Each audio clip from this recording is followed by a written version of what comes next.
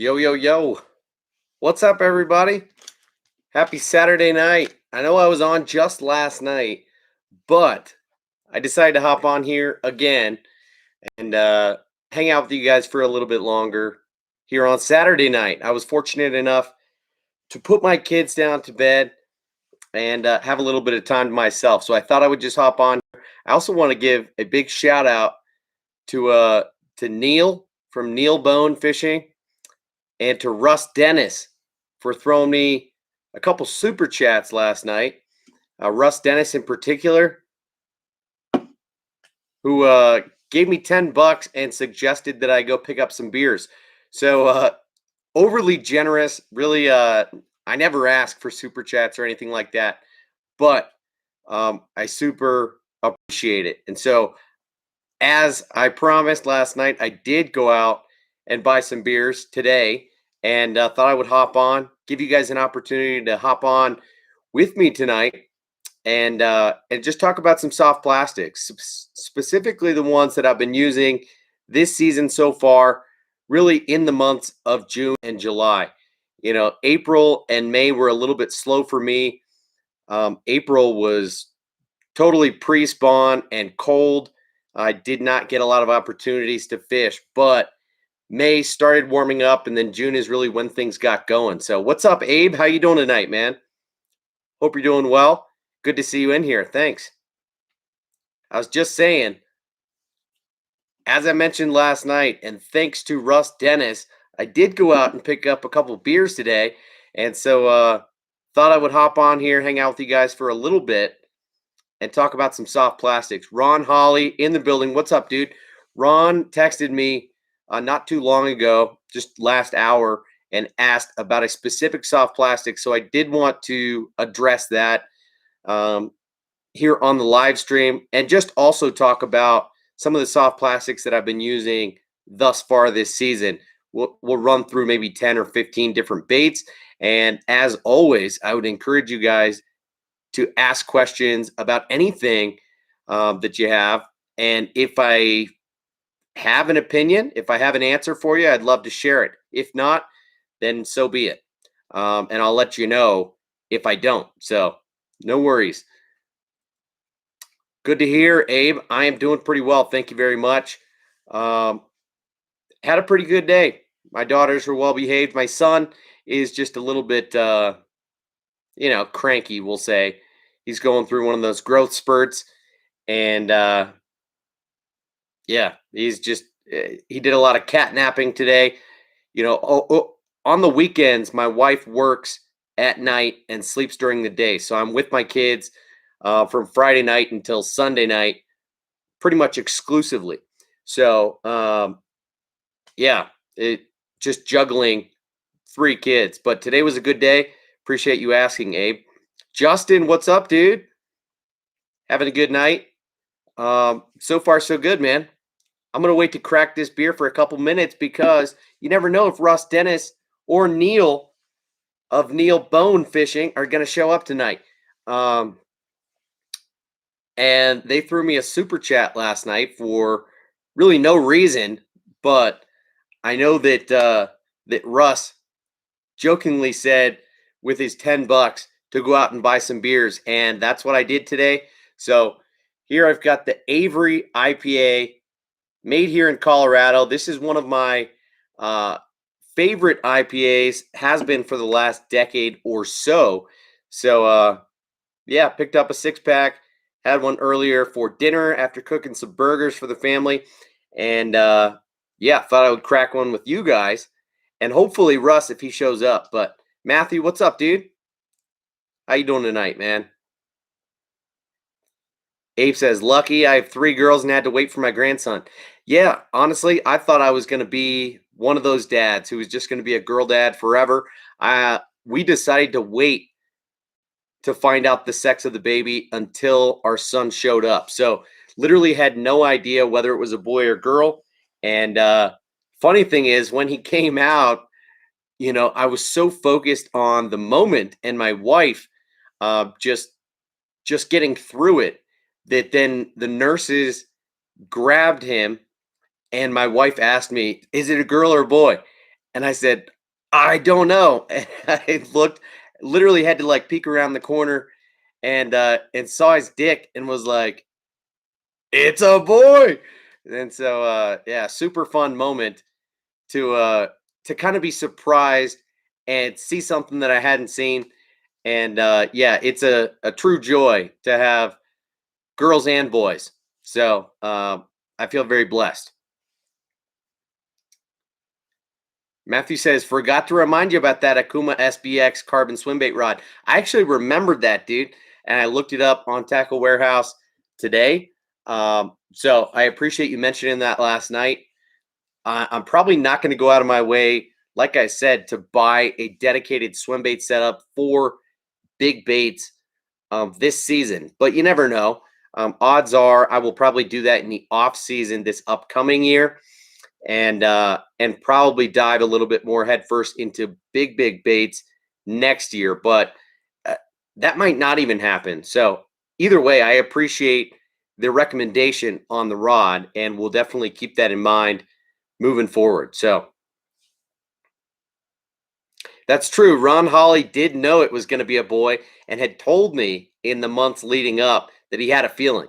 You know, a number of people said that kind of thing, and I just had a feeling it was going to be a girl. We always knew that if it was going to be a boy, we were going to name him after my dad's dad, who passed 3 years ago. And so when my wife was pregnant with our second daughter at the time, when my grandpa was sick in the hospital and dying, we told him that we didn't know if we were having a boy or a girl at that time because she was still pretty early on in her pregnancy. But we said if it was going to be a boy, that we would name him Wills. And unfortunately, we didn't have the opportunity to do that go around. So when she got pregnant again last year, we just kind of knew right away if it was going to be a boy, his name would be Wills. So his first name is Wills, Wills, named after my grandfather, and his middle name is Pearson, named after my wife's grandfather. And we had to go through the whole deal again of just brainstorming girls' names, which we typically don't like doing, and narrow down to 5 or 10 names that we kind of like. And so it was an easy decision for us once we found out that it was a boy. But that's right, Ron Holly did know.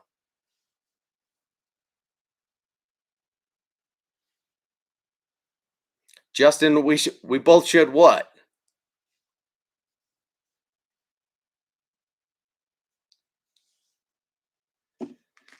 And yeah, you're right, Matthew. As you know, I like to keep things super versatile. Uh, there are a lot of people out there who get into the swim bait game, and there's nothing wrong with this, but then they kind of go uh, straight into the deep end and just abandon all other tactics and techniques of catching fish.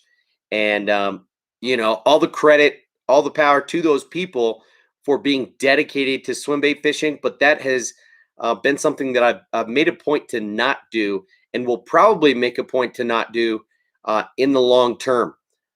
I just like baits and fishing too much that I'm willing to adapt and wanting to learn all the time. So for me, the learning experience becomes a different ball game when you're just dedicated to one technique. And of course, um, it's a great learning experience in its own right. Once you're just really dialing in a specific body of water, learning where those fish like to hang out, what they eat, when they eat, depending on the time of year, and how specifically to target them with those big baits. So that's something that Butch Brown does so well in Southern California, and I admire that for sure.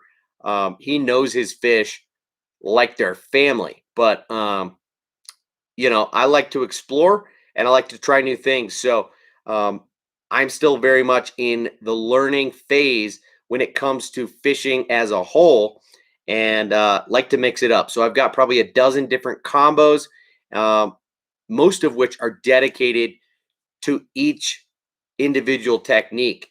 But yeah, of course, a few of them are kind of all around setups.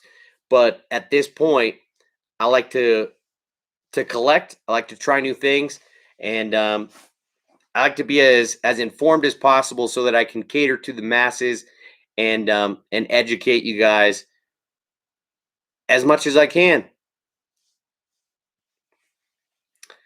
Justin says, get on the big bait reel stuff. Yeah, someday. I've got the big bait reel in the Tranks 300. That'll handle big baits just fine. I don't need a round reel, at least in my opinion. I think the Tranks 300 is enough to handle big baits, and my Daiwa Tatula 200 will handle my medium-sized baits. It would just be stepping up to something like that Akuma SBX that Matthew was mentioning, or say the Dobbins Fury 806 swim bait rod, or a bunch of others on the market. And I probably will get into it at some point. But again, once you kind of dip your toes in, it's hard not to go all in on that game. So I like to stay with baits that are kind of in that, 6 to 8 inch range for the most part. Here's the G-Rat baits, Sneaky Pete, kind of same size as that depth slide swimmer that we talked about last night. And then, again, last night we talked about the Gantarelle Jr. So a lot of those swim baits are kind of right in my wheelhouse in terms of what I want to be throwing. But then you guys know that not too long ago, I did pick up some soft plastic swim baits like this Weston Hypo Tees in the 10-inch. Absolutely giant bait. Along with like the Optimum Baits bait, Papa Boom Boom, and the Megabass Mag Slow in the 9-inch. And, I do have some 8-inch Savage Gear baits and things like that. But for the most part, I like to stay in kind of that mid-range of bordering on big baits, but still being kind of like average swim baits, if we're being honest. So, Justin, I'm pretty sure it's like $230, 240. Okay, yeah, Matthew says 239. Yep. Straight up. Little rich for Justin's blood, he says, for a technique he's never used anyways. Yeah, I hear you there. Matthew says, yeah, I agree. It definitely helps. And you definitely don't want to do that unless you're not catching a lot of fish. Reason I started small and worked my way up with both soft plastic and hard plastic swim baits. I hear you, dude. Learn the principles first. No doubt about it. Abe says, I told my wife we'll try one more time, and she said, with your next wife, sucker. So that was that. That's hilarious. And yeah, Matthew says a Tranks 300 is plenty, man. I'm definitely pretty sure they can handle like 12 ounces or close to that. Yep. Again, round reels with my smaller hands just are not really my preference. So a Tranks 300 is still pretty big in my hands, but not so heavy that it feels like a workout or too much for me. I do prefer lower profile reels in general, though. It's worth every penny, man. Full carbon handle, so sensitive and grippy. The guides are amazing on that Akuma SBX, huh? Good to know. Justin says, if I can get away throwing 1 to 2 ounce baits, I'd be happy. Yeah, for sure. And like we said last night, you can get away throwing 1 to 2 ounce baits on a lot of different setups. Most rods that will say that they can handle baits that are in the, 3/8 or 1/4 to 1 ounce. Like, for example, this Quantum Smoke S3. This is my flippin' and froggin' setup. It is a 7.4 heavy extra fast. And you will see that it mentions that it handles 7/16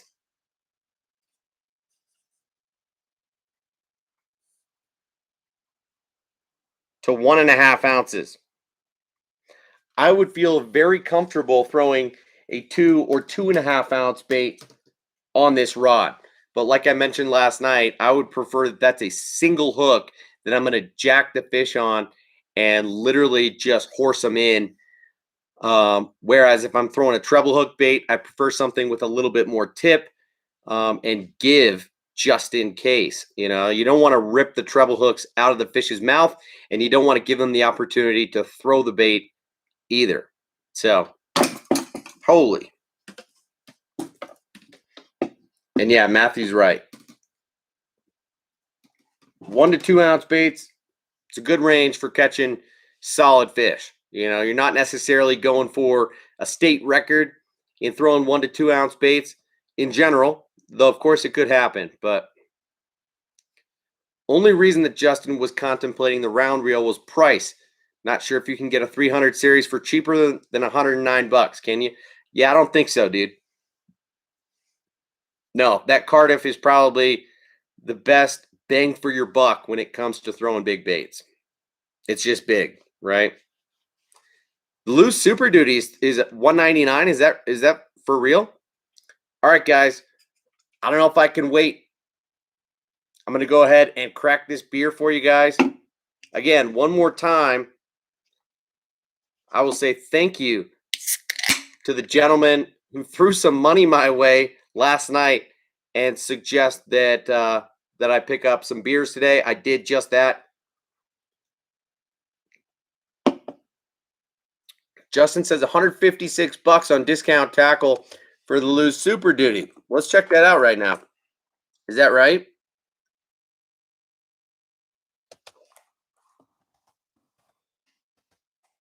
You know, I got to get on one of these websites like StreamYard or something so I can share my screen with you guys.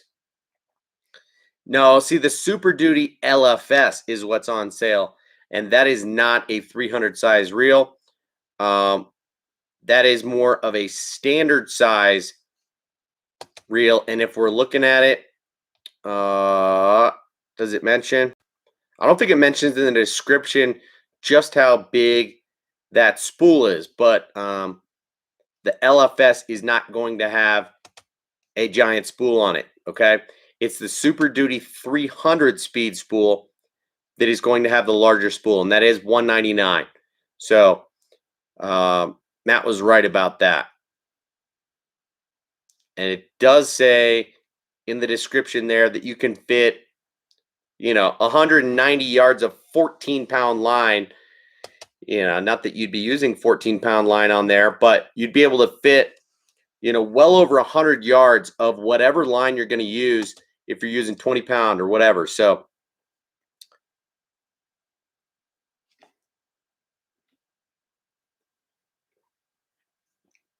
no, I don't think that super wide is either, man.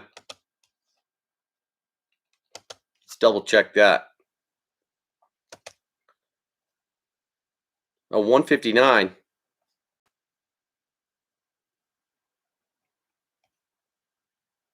Okay.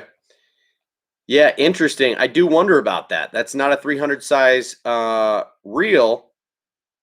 It's a Super Duty wide speed spool. So, Matthew, what do you know about that? It's got some different handles that look like they are EVA foam handles, but it's still got 20 pounds of drag, and it's got the same size spool. Can fit 190 yards of 14-pound line. Interesting. Yeah, I'm not really familiar with that guy, but could be worth grabbing if it's on sale for 20% off, and you can get it for $159 on discount tackle. Definitely worth a look, man. Matt says he got his on discount tackle. Dude. Oh, Tackle Direct. Okay, okay. If you guys are buying from Discount Tackle, use my link, guys. It helps me out for sure. If ever you're considering making a purchase and you're doing some shopping around and you find that Discount Tackle is the best place to buy stuff, reach out to me before you make that purchase. I'll share a link with you, and just by clicking that link before you go ahead and finish your purchase, I get a little bit of a cut, a commission from that, and Discount Tackle knows that I sent you their way. It helps a lot. Honestly, they're the only company that I work with and have an affiliation with. And, I don't make a lot of money from them, especially because it's a relatively new relationship and I don't pimp out my relationship with them too much.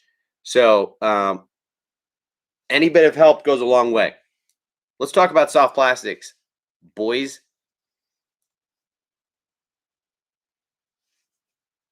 Justin needs specs.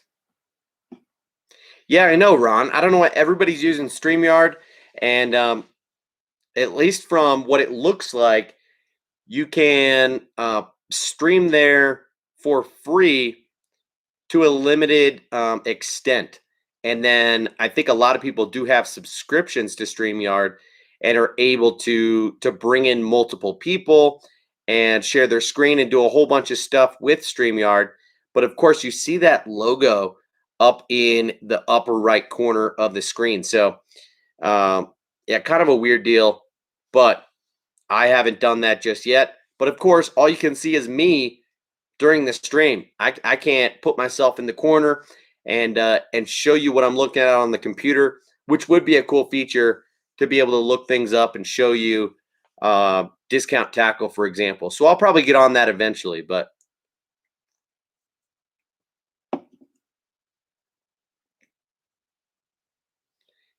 yeah, Matt says his Super Duty 300 has a deep spool, same spool, but 24 pounds of drag instead of 20.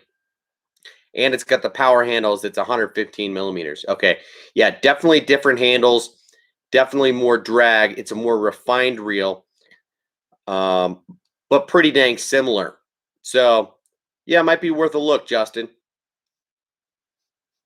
All right, guys. So, soft plastics. And feel free to interrupt and recommend and steer the conversation in any which way that you want. But I want to talk about some of the soft plastics that I've been using over the last couple of months since I've been fishing more aggressively and been having some good success on the water. I have found this to be a pretty soft plastic dominant season for me and usually slower moving baits as well. So, I want to talk about just some of the baits that I've made a point to bring out with me on the water this year for the sake of trying different things and summer confidence baits as well. So, I'll tell you about some of these. And let's get started with none other than the Berkeley Maxent Hitworm. Okay. So, everybody knows just how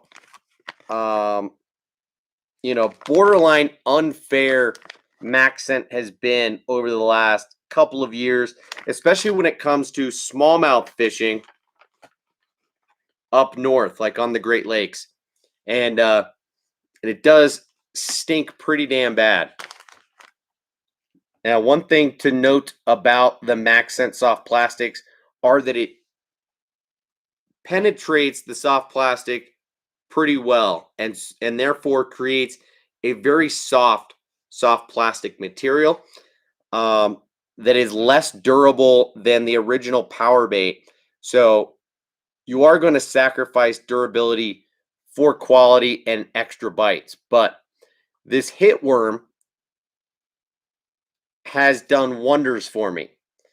As you can see, it is a shaky head style bait that is very versatile. It's got a fat body to it, which then tapers to a bulbous tail on the top. This is a 4.5-inch worm, and this color, which is very natural, is called pumpkin seed. And I've done extremely well on it. I've only gone through like a pack, but I've probably caught well over 100 fish on that pack. So maybe a little over a pack.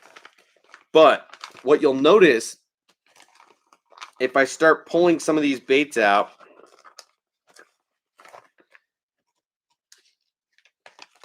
is that I've got them where the fish have literally bit the tail off, and I've just got the body, and then I will break it into chunks. This used to be longer. And this is a VMC Nico hook, weedless Nico hook. Here I've got it rigged on a absolutely minuscule. This is a mule jigs, like a Ned style jig head in a tiny, like 1/80th ounce. Use this for pan fishing. Caught a ton of bluegill on it just last week, Monday of this past week. So anyway, very versatile bait. But what I've noticed is that as it starts to get torn up, there are different things that you can do with it. So as it is, if you Texas rig this bait, Nico rig this bait, shaky head, drop shot are probably the most popular, my most favorite ways to rig this bait. It has great action to it. Shimmies on the fall very, very well.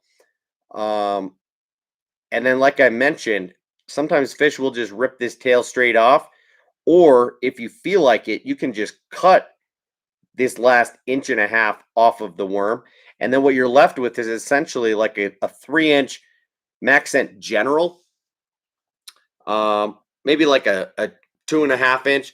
This would be essentially the equivalent to the new Maxent Little General, which is a Ned rig bait. And then this tail portion you can use as a drop shot bait, or you can use it for pan fishing, or a lot of other purposes. So I've caught trout, I've caught yellow perch, I've caught bluegill, I've caught crappie, all on just like the tail section of this bait. And I've caught a bunch of bass on the bait as a whole, and also on the body section of this bait, rigged in a number of different ways. So I would say the Berkeley Maxent Hitworm has been absolutely killer for me this year. And now you guys know that they're hard to find, right? My hands reek now and probably will for the rest of the night. But let me share with you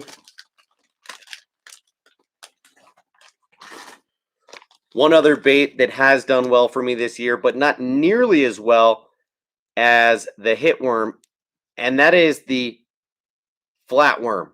Okay, as you can see in this package, I've got one of the tails of that Hitworm that I just talked about, and I'm sure that the Flatworm would be great if I had it in other colors, but honestly, I've only got it in the black, which I know can be an absolutely deadly color, but I've only got it in this black right now, and for whatever reason, that pumpkin seed color has done quite a bit better for me. So similarly, you can remove the tail section and rig it however which way you want. This bait is unique in that it has a flat tail, flat bottom section, whereas the Hitworm is totally round. And so this thing is going to excel just a little bit better on a drop shot with the flat side down. Some people, might rig flat side up, thinking that it looks a little bit more like a bait fish. If you're going to power fish a drop shot, then maybe. But honestly, the gliding action, the way that this thing sinks in the water with a flat side down is my preferred way to rig it. I'm going to nose hook this on a drop shot the vast majority of the time. I might Ned rig this as well, or throw it on a Texas rig, either on a drop shot or otherwise. So again, the Hitworm by far has outperformed the Flatworm for me personally, but that is just me. Ron, I will try, but honestly, it's difficult. Some of my local stores have the General in the Maxent, and the larger kingtail worm or the smaller lunch worm in the Maxent, but it's very hard to find the Hitworm and the flat worm in stock anywhere. So it's just kind of Yeah, part of what you get, man. Justin says, "How dare you get that worm that close to your face? I'm offended." Yeah, no, it's nasty, man, and I'm rubbing it all over myself. So I'm gonna need to take a shower after this, man. Matt says that Berkeley Japan baits have been smashing it for me, and that Power Wiggler, the Power Flutter, and the Power Glider all smash, man. They love that scent on them. They hold on forever. Interesting. Yeah, isn't it just the original Power Bait scent, or does Berkeley Japan have their own scent that's somewhere in between original Power Bait and Max scent? What's the deal with that scent, man? Okay, next up, while we're on the topic of worms, we can talk about a couple other worms that have done well for me. And first is just kind of an old classic, and that is the Zoom UV Speed Worm. Okay,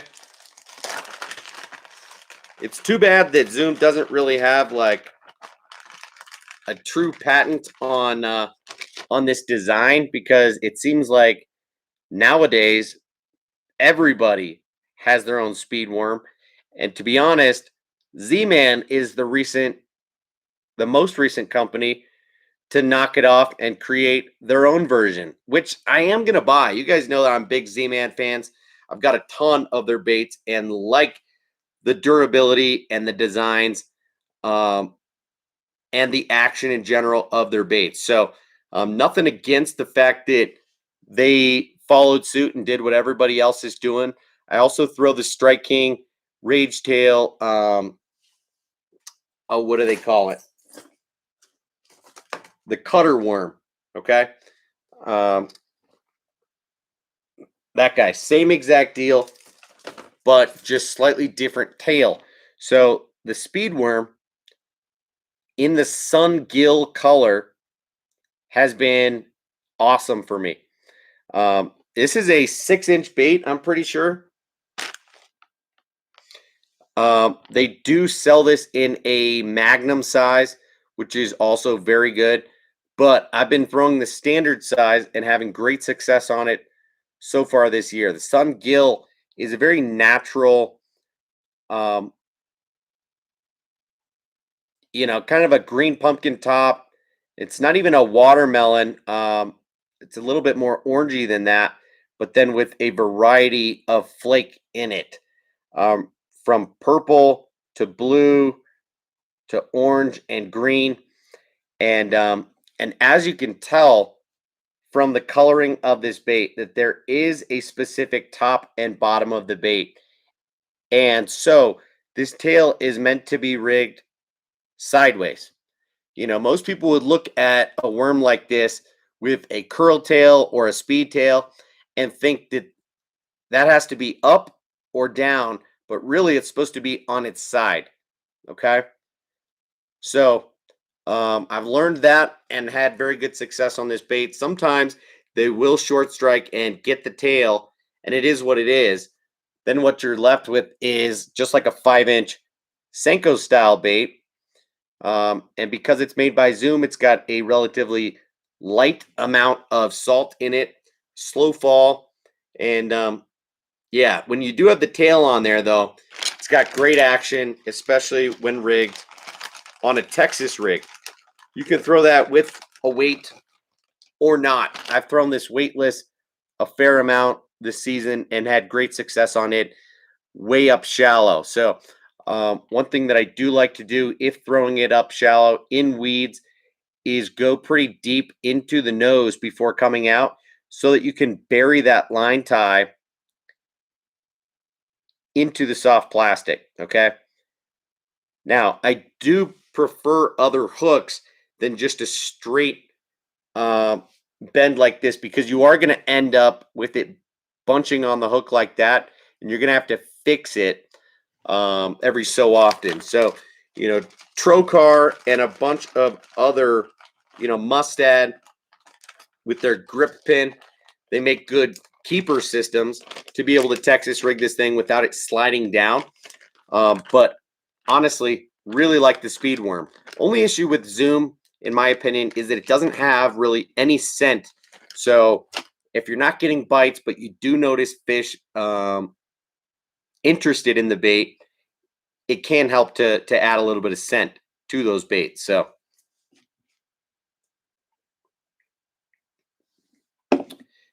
Matt says, nope, they have their own scent. It's completely different. Doesn't smell like anything like the power bait over here. Almost has the same smell as the Nori's baits. Get out of here.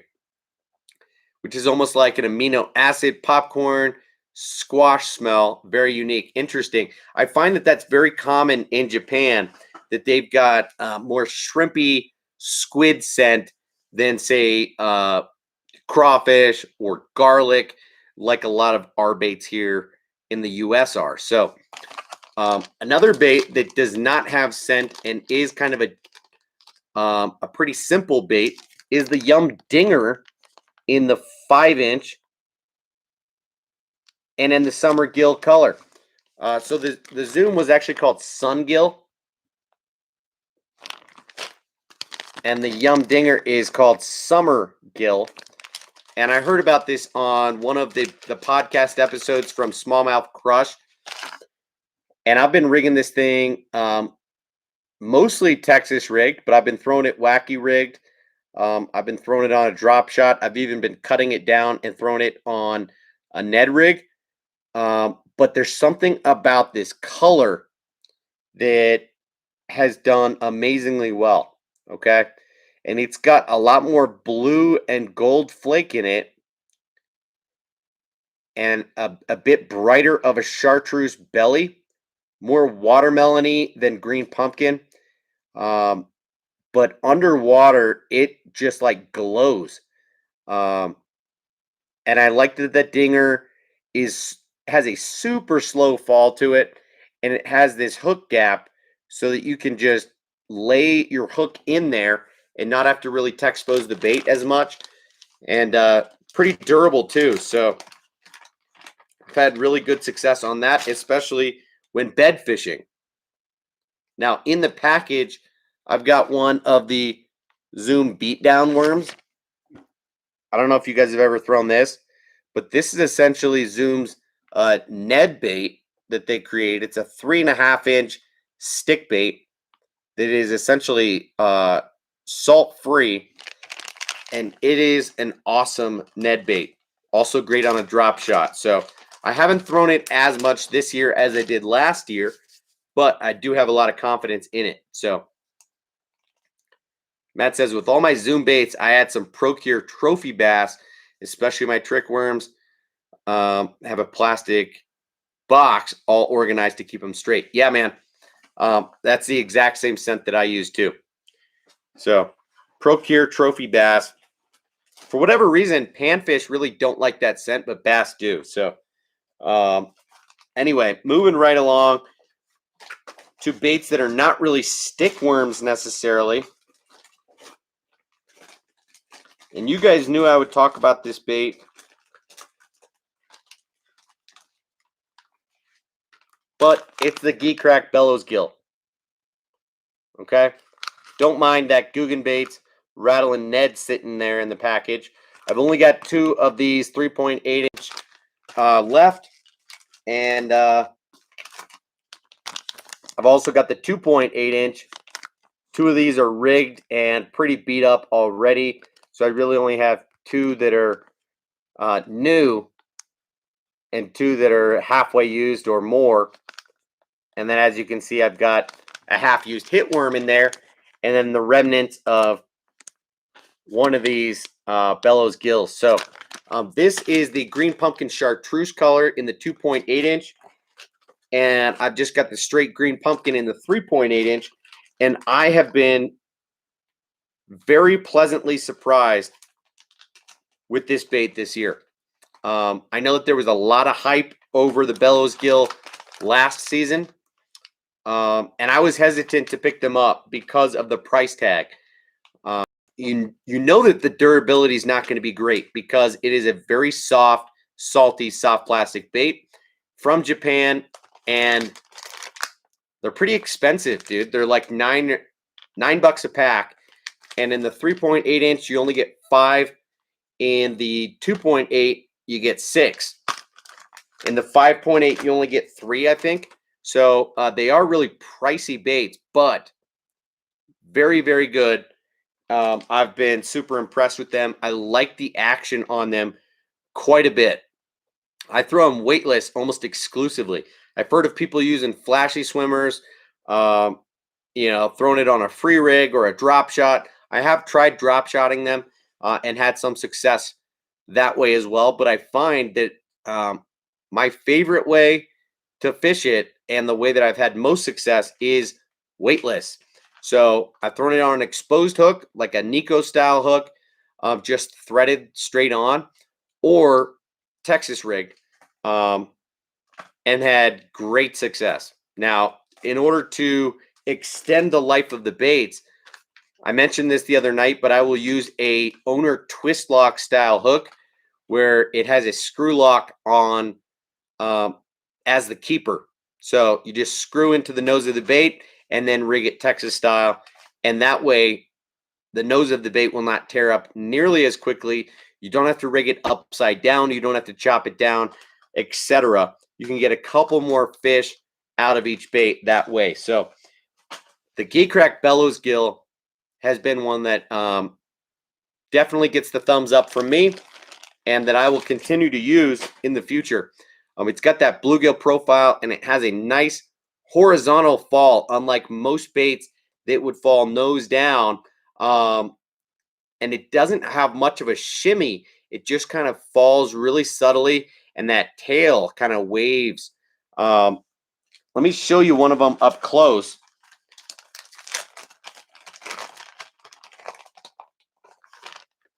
Here's the 2.8-inch size in that green pumpkin chartreuse.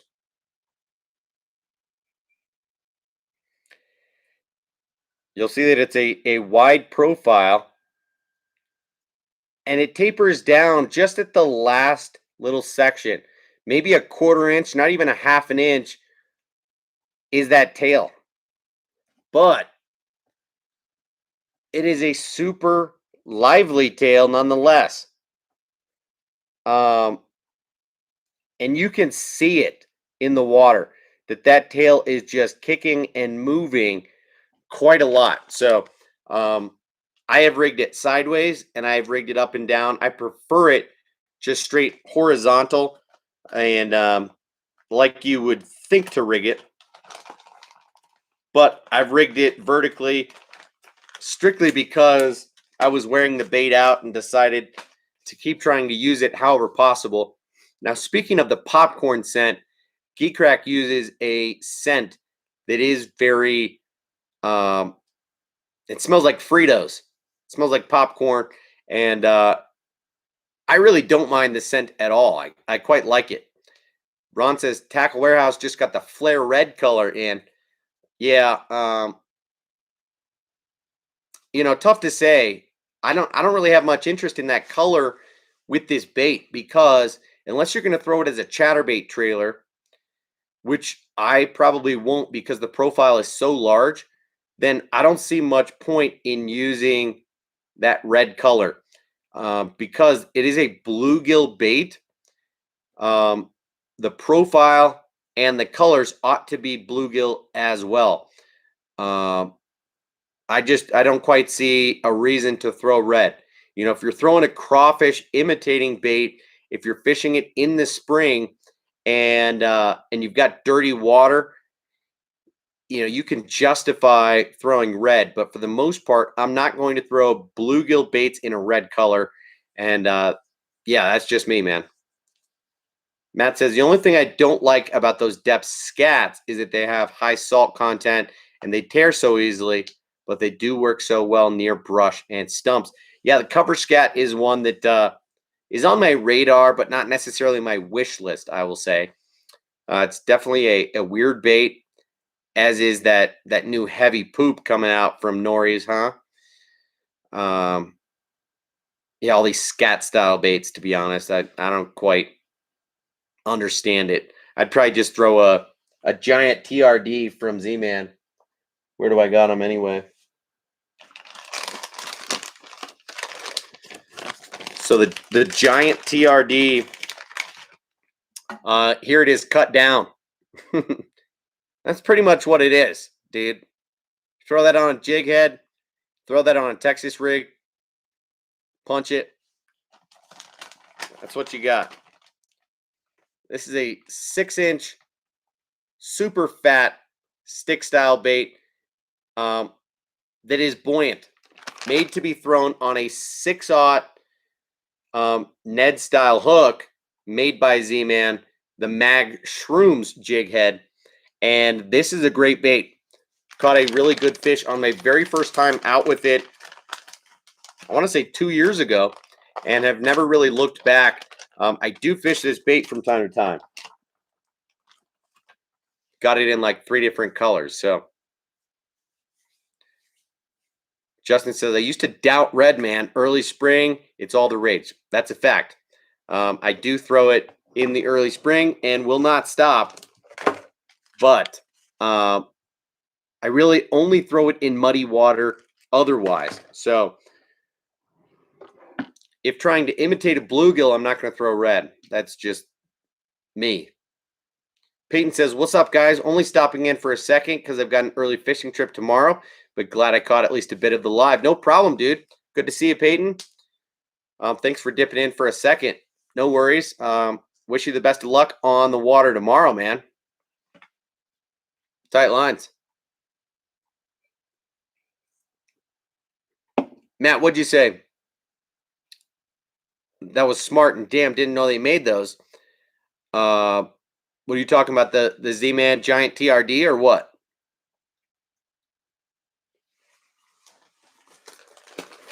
All right, so let's move on to a bait that I have not had as much success on, but Ron Holly was wanting to know about.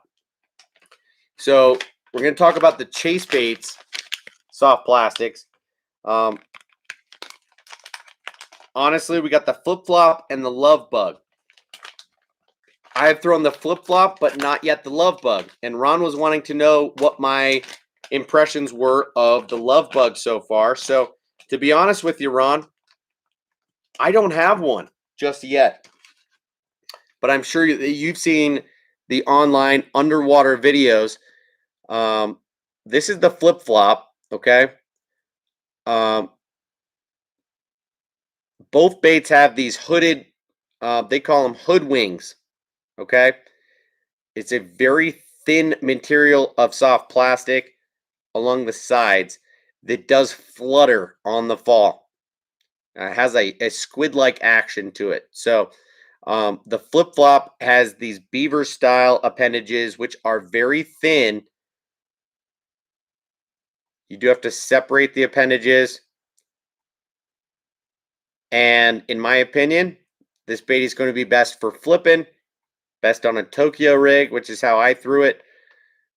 Maybe even best on a drop shot or as a jig trailer. Something where you want just a little bit more subtle of an action, something that's slow moving. Yeah, and I'm kind of surprised the scent on these is not really strong. It says it's double scented, but I could not tell you what it smells like. Now, I'll take a big whiff of the love bugs as well for you. But just so you can see what the difference between the flip-flop and the love bug is, let me show you. Of course, you guys can find out this information online from checking it out. But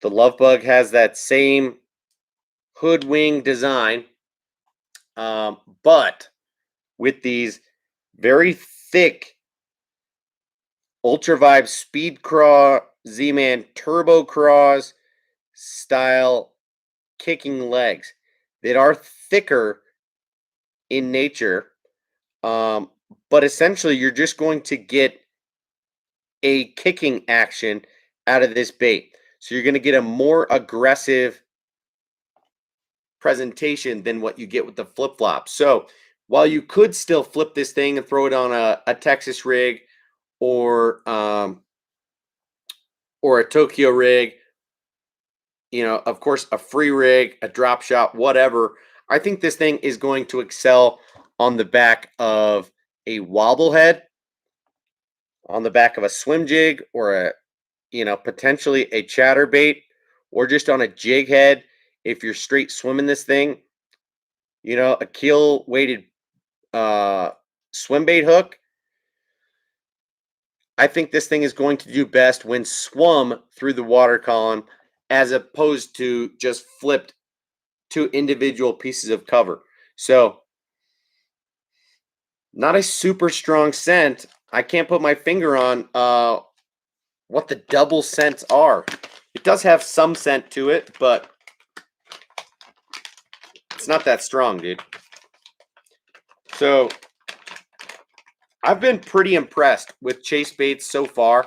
For an Australian company that is trying to make waves in the US, I think they're doing a good job. I think they're designing good baits. They're taking their time in entering the US market in a similar way to Geek Rack, right? Where they're introducing one or two new baits at a time, a handful of baits per year that are all pretty thoughtfully designed and a little bit different from what is already on the market here in the US. And I have a lot of respect for that. So that alone makes me interested in trying these baits in the first place. So yeah, I like it. That said, I haven't really fished it or made a point to get out there, use it, and have good success on it. So yeah, Matt said the giant TRD had those depths. Kinko worms 13 inches. There is a Japan Max scent bait that is so thick. Been looking for it for a long time. Literally looks like a hot dog. Oh, dude, I saw that recently. Had a chance to buy it, but opted out just because it weirded me out so much. I didn't really want to get it, but I do have the giant TRD. I don't know what to tell you, man. I like the buoyancy of the giant TRD. It literally does still stand up like the original TRD and the giant and the big TRD as well. So it's got even more buoyancy than the big TRD. Tell you that much. Yeah, back of a chatterbait would be good too. Honestly, I'm just thinking skirtless style baits would allow that love bug and those hoodwinks to flutter as best as possible. But yeah, swim jig, chatterbait, both would be great, man.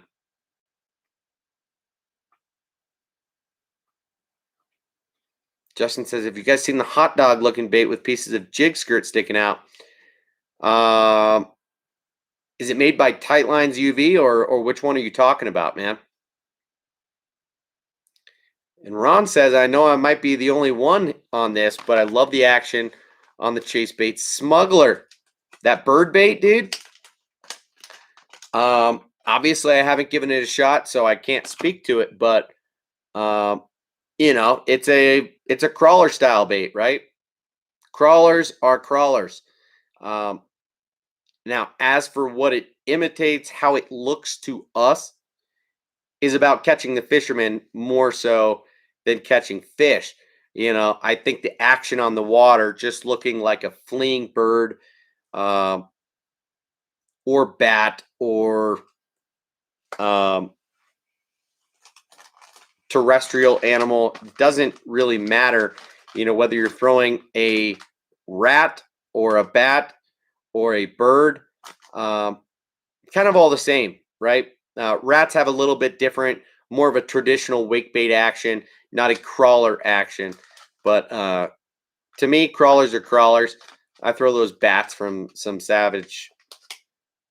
the Savage Gear 3D bats, and have pretty decent success on them too. Not even sure where you saw the thing, to be honest. Okay, Justin, I don't know what to tell you. The new Berkeley Beavers. Oh,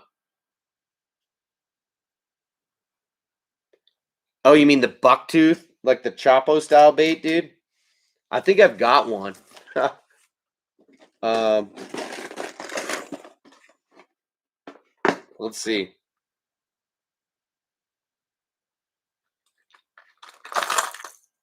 Not in my box at the moment, dude. I don't know where it is.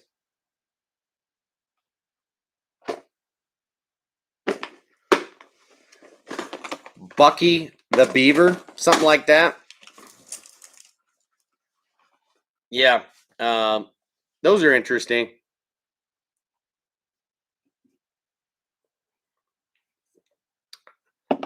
I think I only got the plopper version, not the wake bait. Matt says, "Yeah, I don't know. I think it's dumb. I couldn't get with.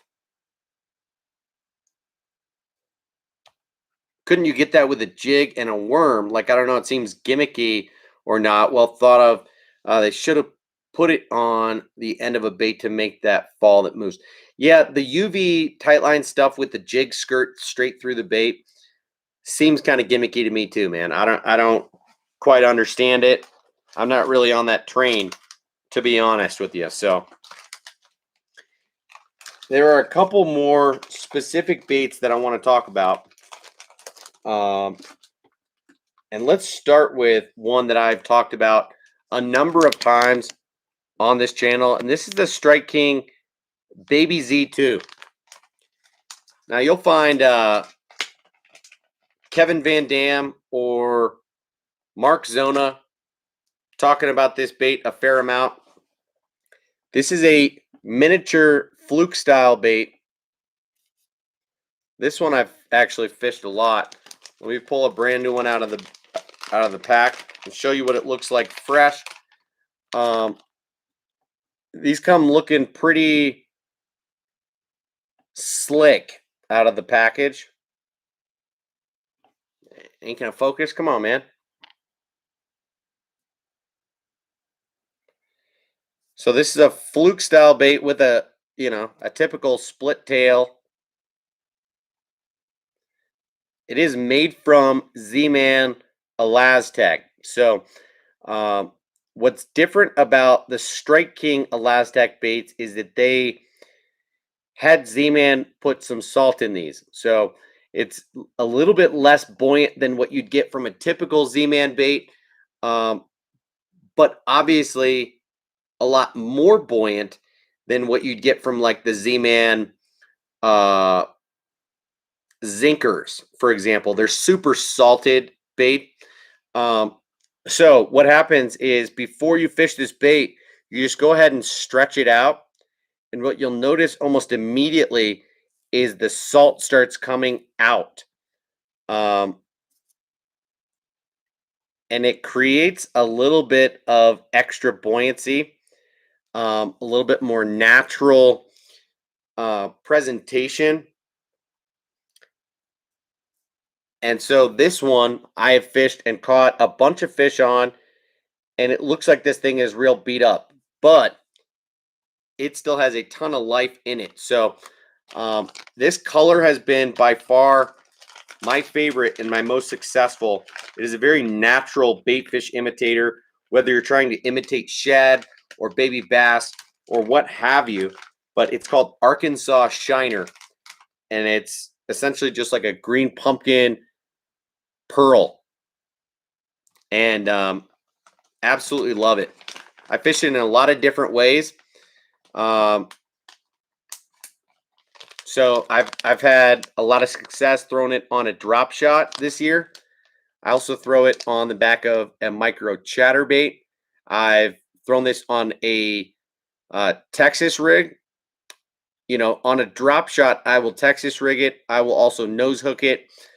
And that is primarily how I've used this thing to imitate little bait fish. And this thing has been dynamite for me in a number of colors. But like I said, the Arkansas Shiner color by far has been my biggest producer. And I've got a lot of confidence in that bait. So you could Ned rig that thing straight up. Although Z-Man does make a version called the Streaks. That's the same thing. And in the 3.65 inch, I think it's the same size. Z-Man's Elastec is going to be salt free, and the bait is quite a bit more buoyant. So if you want to Ned rig it or Nico rig it, or throw it as a jig trailer, I would probably use the Z-Man Streaks 365. And if you're going to drop shot the bait, I would use the Baby Z2. Okay, just make sure you stretch it out and get that salt to come out before you actually use the bait. But yeah, the Strike King Z2 and the Zero, which is a stick style bait, are both made from Elastec. I think I've got the Z2s or the Zeros close by. Here's a pack of them.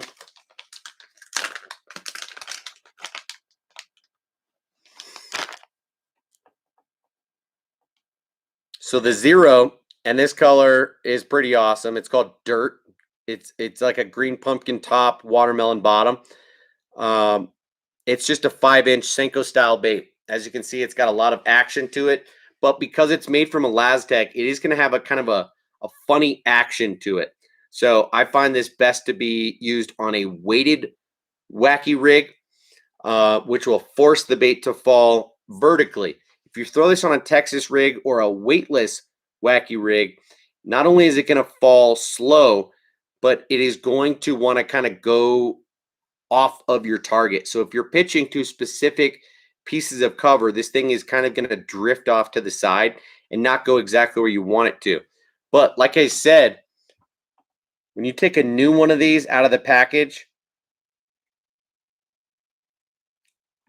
what you want to do is stretch these out and get the salt to come out. Watch what happens when I do that.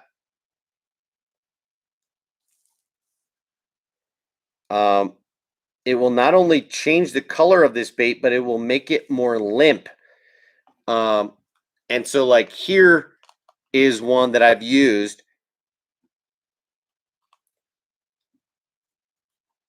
Next to this one that I have like just barely stretched out the middle of. And so it will get really limp and it will get lighter and more natural in color. The color will fade and that salt will just come out. This thing is ridiculously stretchy and resilient. So yeah, made from Elastec, the Zero and the Z2. They do make the Z2 in an original size, which is like a 5-inch fluke style bait. The baby Z2, though, I use just a little bit more frequently. I do like the original Z2 on the back of a chatterbait quite a lot. I didn't bring those down from the garage, but I always have a pack of those on me. Just not down here in the bait room. Okay, moving on.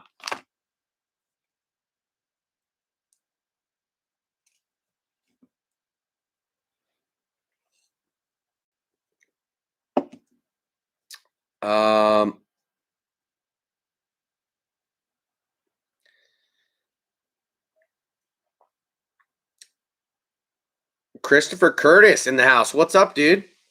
The Cinco metal is not beat up. It's just so it came out of it. I don't know what you're talking about, dude. I wish I knew what you meant by that comment. The Cinco metal is not beat up. It's just so it came out of it.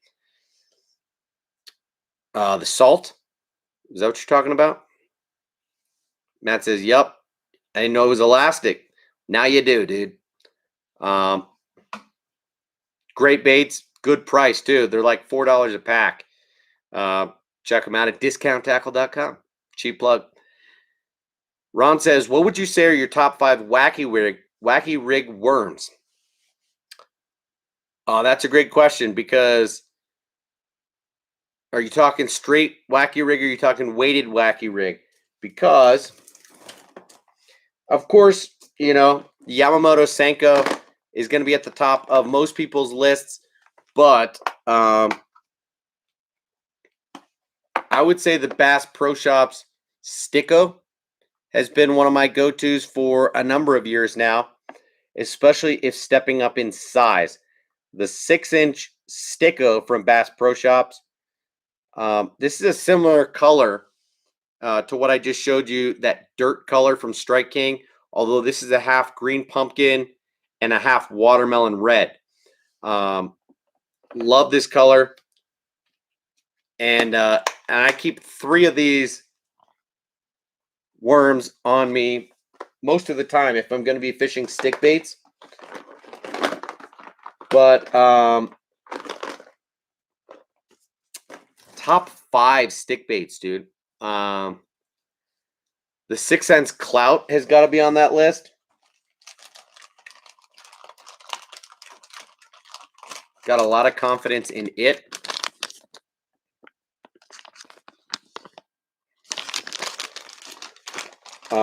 Really great bait. Dude, Ron, that's a tough question, man. I could probably think about it and get back to you a little bit more intelligently. You know, a bait that's not made anymore, so it's not really all that smart for me to mention it to you guys, is the Kitech salty core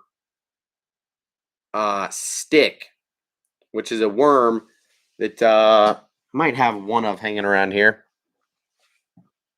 Here's an example. And this is a smaller size. I think this is a 4-inch. It's just like that salty core tube that I mentioned to you guys. So it's got a lot more weight for its size. And oh, what the hell? I'll just show you. The inside of this bait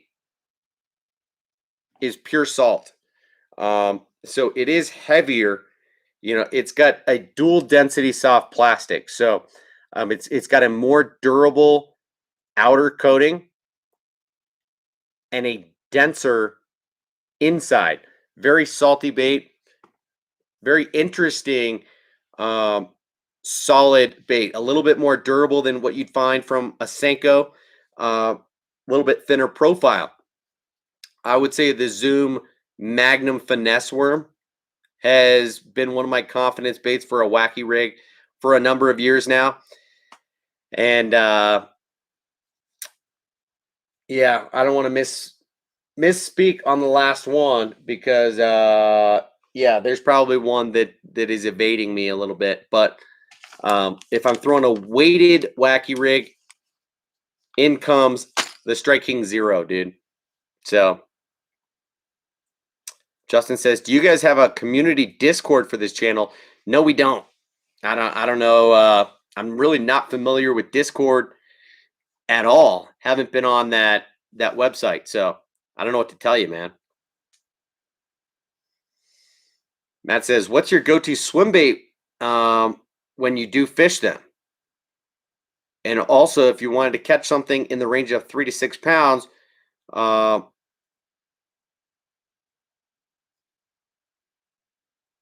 knew where you're gonna fish for that size of fish. Knew where you're gonna fish. What's your question, man? That's kind of multiple questions in one. So, favorite or go-to swim bait. If we're talking about soft plastic swim baits, these days it's probably the Mag Draft 6-inch. To be honest with you. So I throw the freestyle a little bit more than the regular, but yeah, that Mag Draft I've got kind of a lot of, like to keep on me, and I've got a decent amount of confidence in it. So yeah, that's probably my number one. The other ones it's probably pretty evenly spread between like the Spark Shad in the 5-inch, the Miyagi swimmer from Beast Coast, and the Baby Boom Boom from Optimum. Really like that bait quite a lot. If I'm just going for, you know, kind of mid-sized bass, you know, if I was going to step it up and go for an absolutely big bass, that's a different question. So he said, meant to say, if you were trying to catch bass in a range of 3 to 6 pounds, what swim bait would you use? Okay, so yeah, again, that's a different question, and I would probably step up in size. And again, if we're talking soft plastic swim baits, then I'm probably going to go to either the 7-inch Spark Shad or the Kitech in the 6.8-inch. I don't have any of the 8-inch mag drafts, and I probably should. It's just a little bit tough for me to justify that price tag when you compare it to, say, these guys. You know, I think the Spark Shads used to go for like $15 a pack. So we're talking $5 a bait. and the Kytex are like $10 a pack for 3. So we're talking $3 to $4 a bait in the 6.8 inch. So, just stepping up in size. Both of these are baits that can be slow rolled um, and just bumped along bottom, and that are going to look very realistic, draw a lot of attention, can be dragged through heavy cover without a lot of fear of them hanging up. And I can put them where I know that the fish are hanging out. So that's probably what I would go to first. But if we're talking hard baits, that's a little bit of a different story. So, sorry, let me catch up on comments. You probably asked that question. Abe says, was that a king or coral snake? What are you talking about, Willis? Justin says, what do the 6-inch mag drafts weigh? Well, I can weigh them for you, dude. I want to say somewhere in the ballpark of 1.25, maybe 1.5 ounces.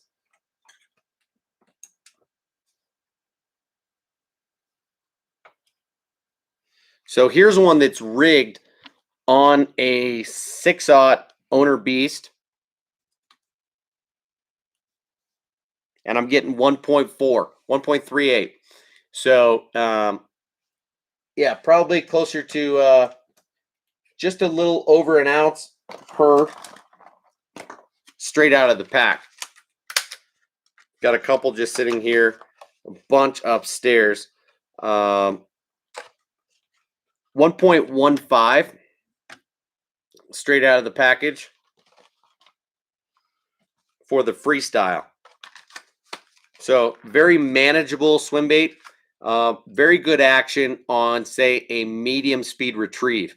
I do find the mag draft to be a little bit speed sensitive, which is not always my favorite thing, and why I would typically go to,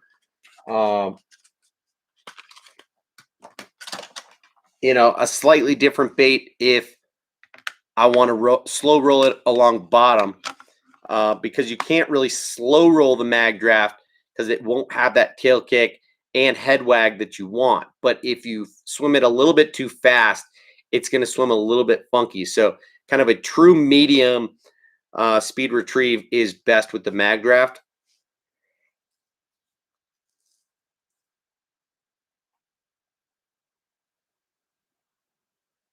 Yeah, definitely, Justin.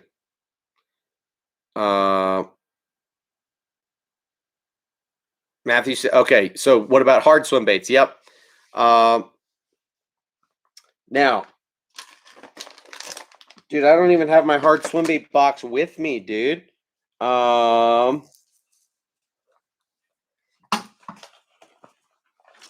me see here.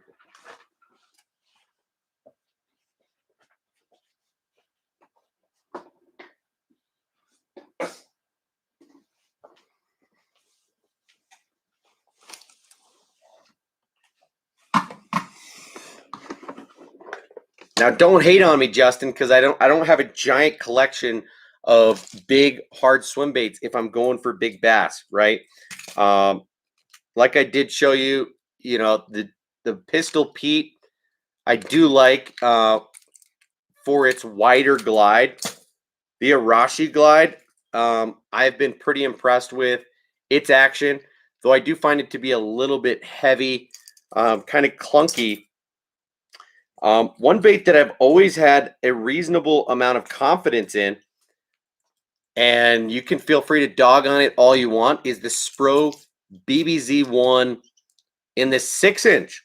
Kind of a small bait, but it's double jointed, has a very natural swimming action on a straight retrieve, yet it can also be fished like a wake bait, and it can also be fished like a glide bait. So I love the versatility of the BBZ1 baits. And I think Bill Sementel did a great job of designing the bait and also of marketing the bait and explaining how best to utilize it. So I've got a few of those. I do have a couple S waivers and like them just fine. as well as the Shine Glide from Savage Gear. So it's kind of tough for me to say right now. Although I would almost straight out of the gate say that if I'm on a body of water where I know there's giant fish, um, I'd probably just go straight to the bait that I picked up last night. As I told you guys last night, the slide swimmer is going to jump up in my arsenal in terms of priority. This is not going to be a bait that I baby too much. I do want to get some good usage out of this thing straight out of the gate. So I think throwing rainbow trout patterns and carp patterns are going to suit me best, though there are a couple of bodies of water where perch pattern baits are also going to do me well, but mostly fishing for giant smallies.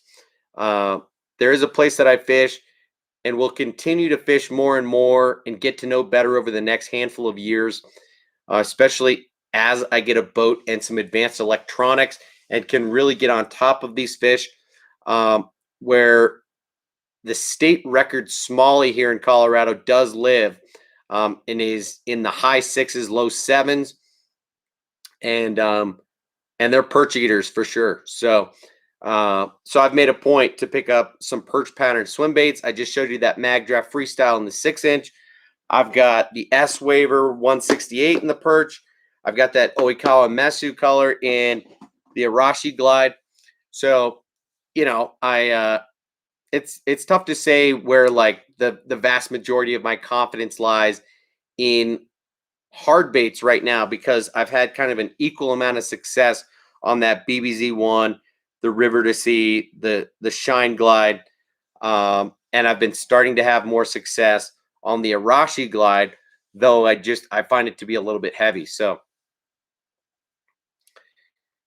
Matt says swim baits are killer right now in the right spots. Hey man, what can you afford? What you can afford.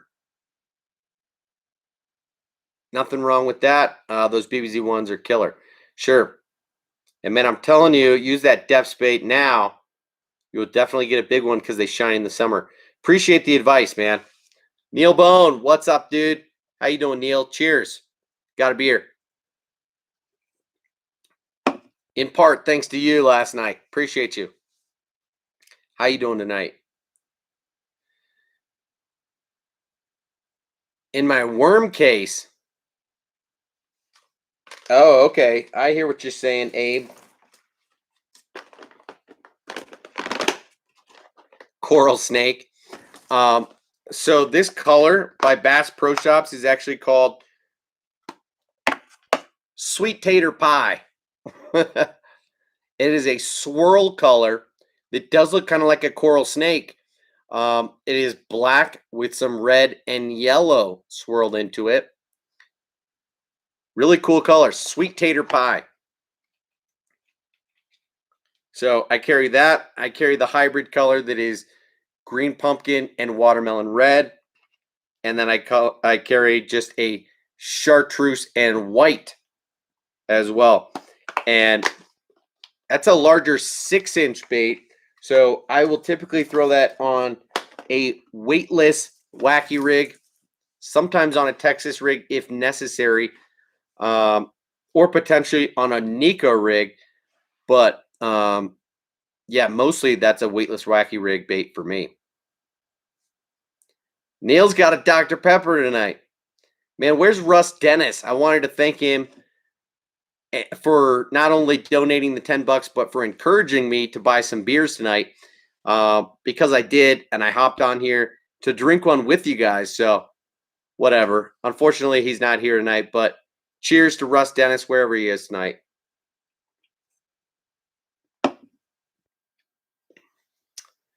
Justin says, what's everyone's thoughts on the Savage Gear swim baits? Pretty good, man. I've got a handful of them. I really like the pulse tail. And, you know, it's possible that Matthew is going to have kind of stronger feelings about the fact that the pulse tail baits are kind of like a knockoff of the Huddleston tail, being that wedge tail style. Um, but I've had pretty good success on both their soft baits and their hard baits. Um, and I like how they're realistic and have solid action. I've got the soft plastic baits in that pulse tail, as well as the jointed versions, and then I've got the standard size Shine Glide glide bait, which is a thinner profile but decently wide glide bait that is a taller profile that looks a lot like a gizzard shad. So I like them, dude.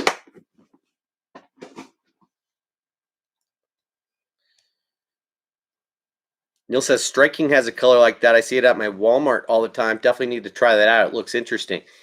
Yeah, it's a pretty wild color, and honestly, one that I don't throw all that often. Matt says, "Have you tried bruised banana from Zoom? Love that color. It's like brown and yellow. I've seen it, but no, I haven't tried it yet, man. Underestimated color in soft plastics. I bet you're right about that." Neil says he caught a smallie today. Caught a small today on a wait list. Weightless Gary Yamamoto green pumpkin. Right on, dude. Smallmouth. Weightless. I hear you, dude. I did not catch a smallie today. I didn't get to go fishing today. Just hung out with my kids. Damn it, guys. I got to piss really bad. Hang tight because I do want to talk to you about a couple more baits before I dip out of here. But I got to pee. And I don't really want to do it down here in the basement while talking to you guys. Oh, no. Got that slide swimmer hooked in me. Be right back.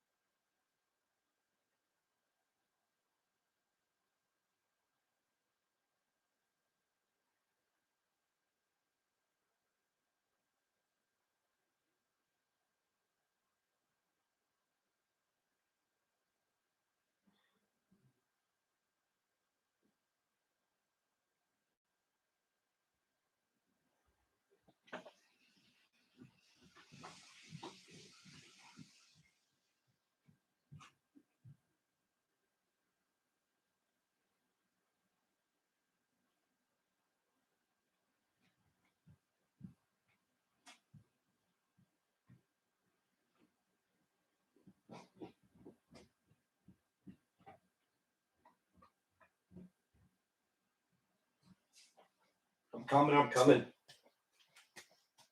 I'm coming. I'm coming. All right. I figured while I was at it, I'd grab another beer just in case. Since I'm, down to the last 25 or 30% of this beer anyway.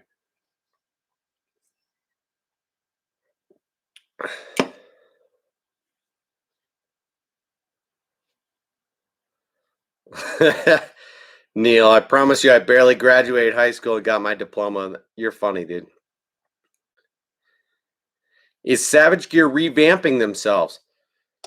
I wouldn't say so. I think they just had kind of a bad rap for whatever reason for a period of time. But they've been doing good stuff for a while, dude. They're expanding a little bit more into the freshwater market than saltwater. But no, they're pretty broad in what they do, what they offer. Matt says Savage Gear makes all right baits. And no, it's all right because I have a couple baits, but haven't had much success on them. I don't know why. I hear everyone else gets fish on them. LOL. Sure, dude.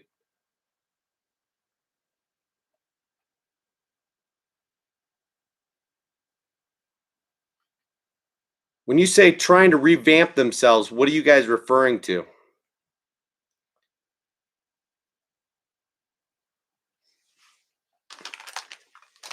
I did want to talk about Savage Gear and some other some baits that I've been using of theirs this spring. So I know this looks like a lot, but I picked up some of their Ned rig baits this spring, and I've got kind of mixed opinions on them, guys. So let's start with arguably my favorite one so far, and that's the freaking Salamander. So the Savage Gear Ned Salamander. First of all, these come in a clamshell. They come scented, and I will say they do have a pretty strong scent to them that is kind of squiddy, fishy. I don't know how to explain it, but it's got a relatively strong smell to it. And this Salamander has a lot of action to it. You can see just how limber it is. This thing has ribs all throughout. And as you can tell, it's made from a durable elastic style material that they call Duratech. So this pink color, I've had some success fishing for smallies with, particularly on a drop shot. And if you couldn't tell already from what I've explained tonight, I've been fishing a drop shot kind of a lot this year. I've got this bait now in 4 different colors. So I've got that pink, I've got this black and blue, which is pretty much all black with just a little bit of blue flake, straight chartreuse, and then a green pumpkin, purple and copper flake, which I picked up the other day actually. So that Salamander bait is awesome. It's got a ton of action to it. It is very buoyant. So on a drop shot, it's great, but it doesn't stand up like a Z-Man bait would. It just kind of stays horizontal in the water. So I think it would be great on a Carolina rig, great on a drop shot. Would be good on a Ned rig, but a little bit more susceptible to snagging. Really like it, dude. So yeah, Savage Gear calls the material Duratech, and it's good. So next one up is the Savage Gear 3D, or not 3D, sorry. Savage Gear Ned Goby. And this is a good bait too, but it's pretty damn small.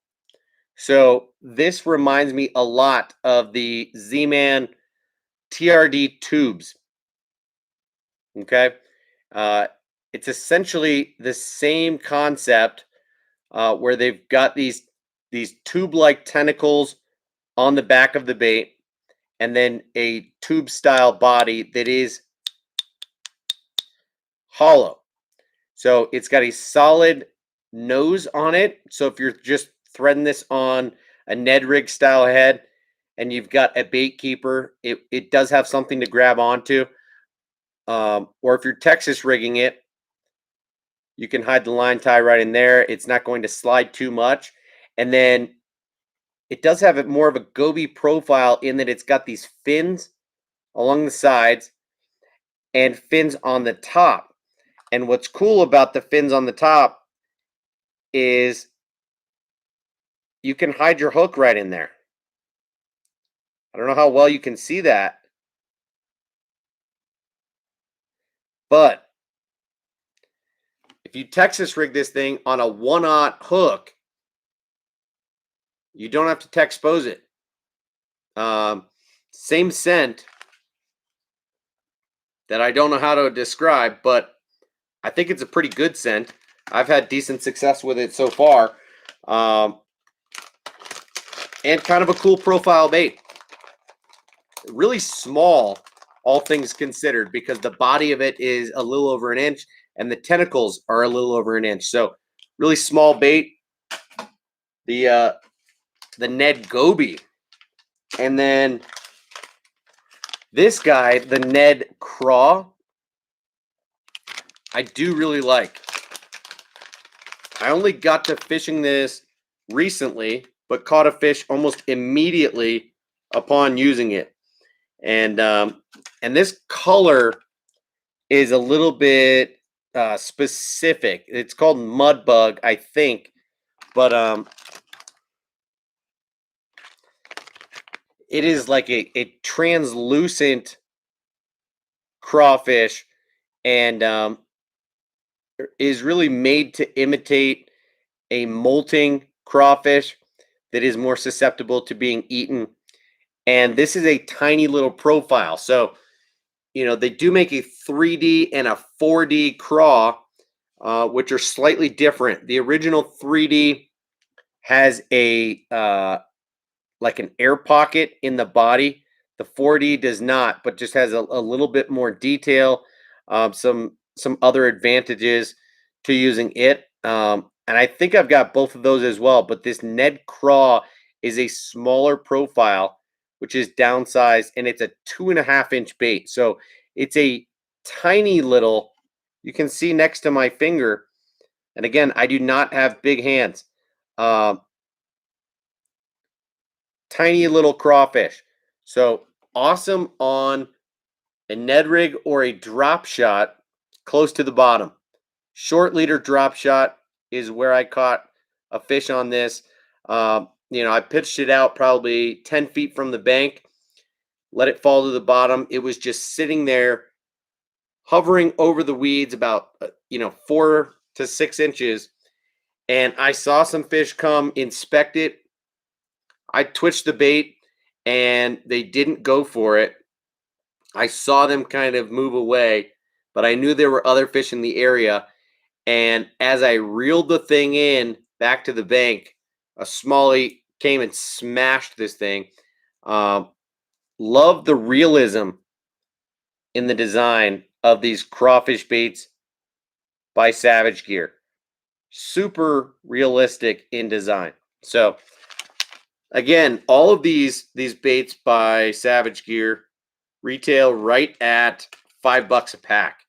So you're going to get anywhere, around 5 baits per pack, 4 in these Ned Craws, but they're going to last forever. And last but least is the Savage Gear Ned Minnow. And I don't like this bait, if we're being honest. Let me catch up on these comments because I'm already getting behind. That says, yeah, it has a decent amount, but then for some reason, on and off the branch channels, I used to see them there anymore.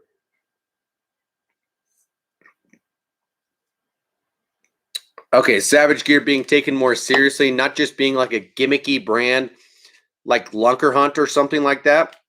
Yeah, I think you're right. I don't know if it has to do with their lure designer, Jose, or Nick the Informative Fisherman being involved with them, who are both pretty big bass fishermen. Or just them stepping up their game, or what. But check out this bait. It looks cool, but is not as cool as it looks.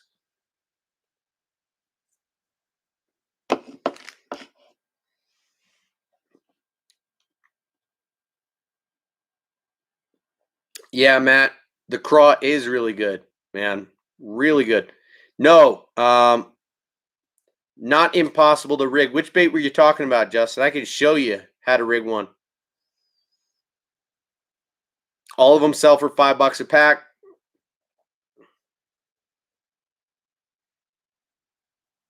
Yeah, that craw is mad good. Okay, so here's the minnow.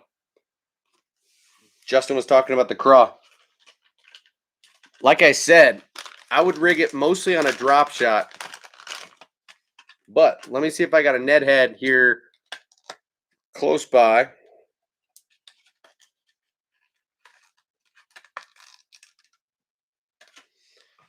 Of course, my Ned Rig head box is not with me, but I can probably find something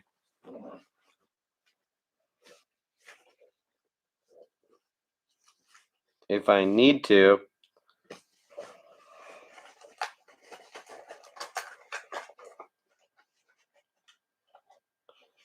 I'm just going to get poked trying to do it.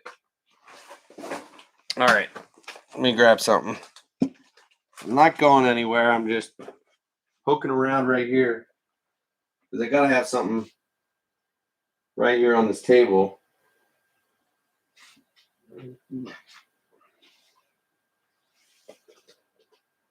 Got to.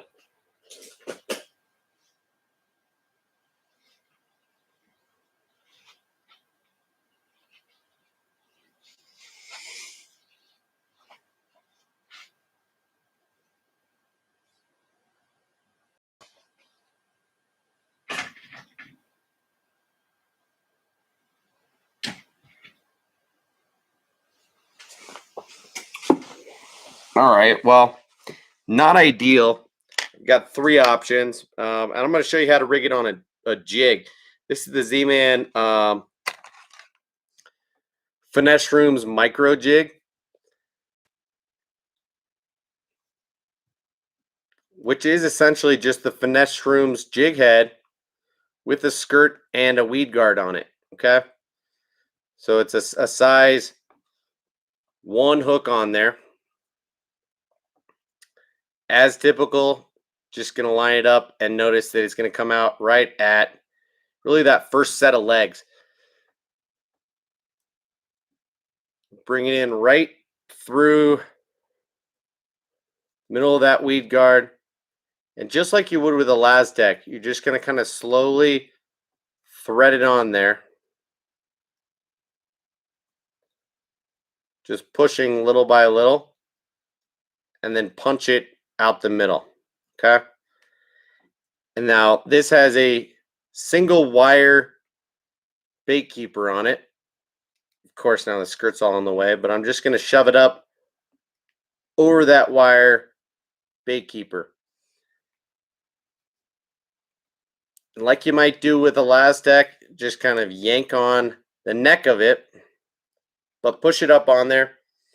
I'd probably trim the skirt a little bit, but then what you're going to find is that those legs just stick out from the bottom right there. So pretty sweet. And because it's made from a Laztec or Duratec, whatever you want to call it, even with a wire keeper, you can easily just pull this thing right off and rig it on something else. So, for example, this shaky head by Owner is probably too big to rig it on, but we can try. Screw lock, which theoretically is impossible to rig a Laztec style baits on, right? Very, very difficult. What you're going to do is put it up on there, pinch and screw. Pinch and screw.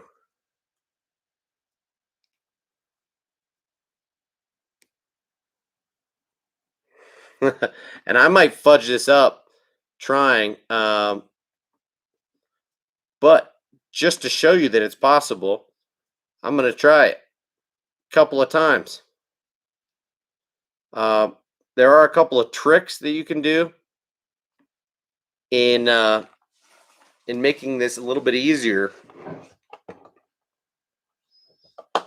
Okay. Take a lighter.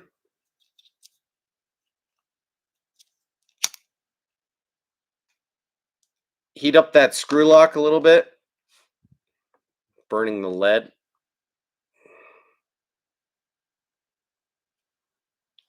Start screwing that on there.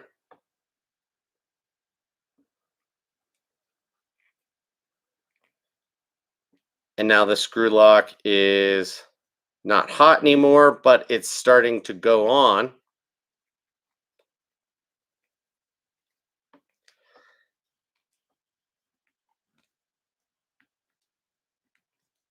And we are most of the way up there. Just got about another half turn to go. And again, I'm pinching and screwing at the same time. Little pinch and screw. Pinch and screw. Half a turn left to go. Come on, get your ass around there, buddy. Freaking almost got it. This is one of the hardest ways to rig a Laztec, but will last you a long, long time.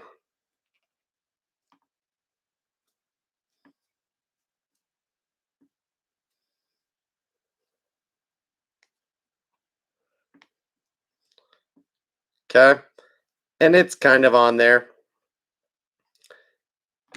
Just going to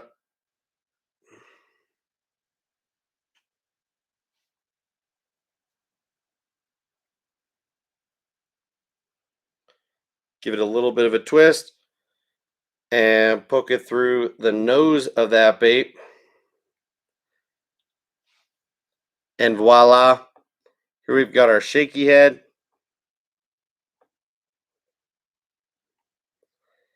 And that thing's going to stand up like a defensive craw.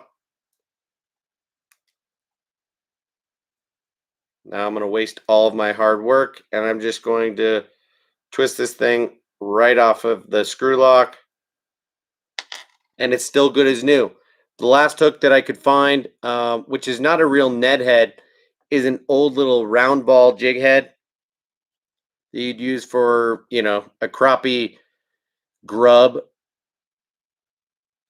or just a standalone swim bait head. And you're just going to thread this on like I did with that jig. I didn't even measure it out, so I'm just going to kind of eyeball it here. And I think I went too far. But like I said, what you do with the Elastec style material when it's got a bait keeper is that you just kind of pull it by the neck right up over that keeper. And here you are.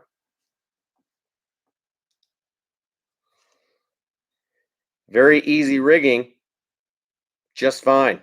Okay, that took me like 5 seconds to rig. No problem. And I just rigged it 3 different ways for you. And the same bait is still totally intact and ready to be rigged again. So, you know, how can you deny that, right? And I freaking mangled that thing while trying to put it on the screw lock for you. So, if that doesn't convince you, in addition to the fact that I'm telling you it's got a good scent and it's super realistic, I don't know what to tell you. You're kind of missing out if you're not throwing this bait. But the Savage Gear Ned Craw is a hell of a bait. So, whatever, no problem. Doesn't bother me if you're not throwing it.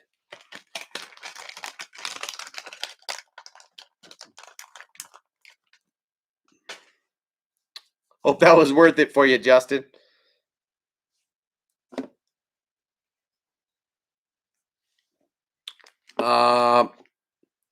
With the Maxent piece, I had one. Did I?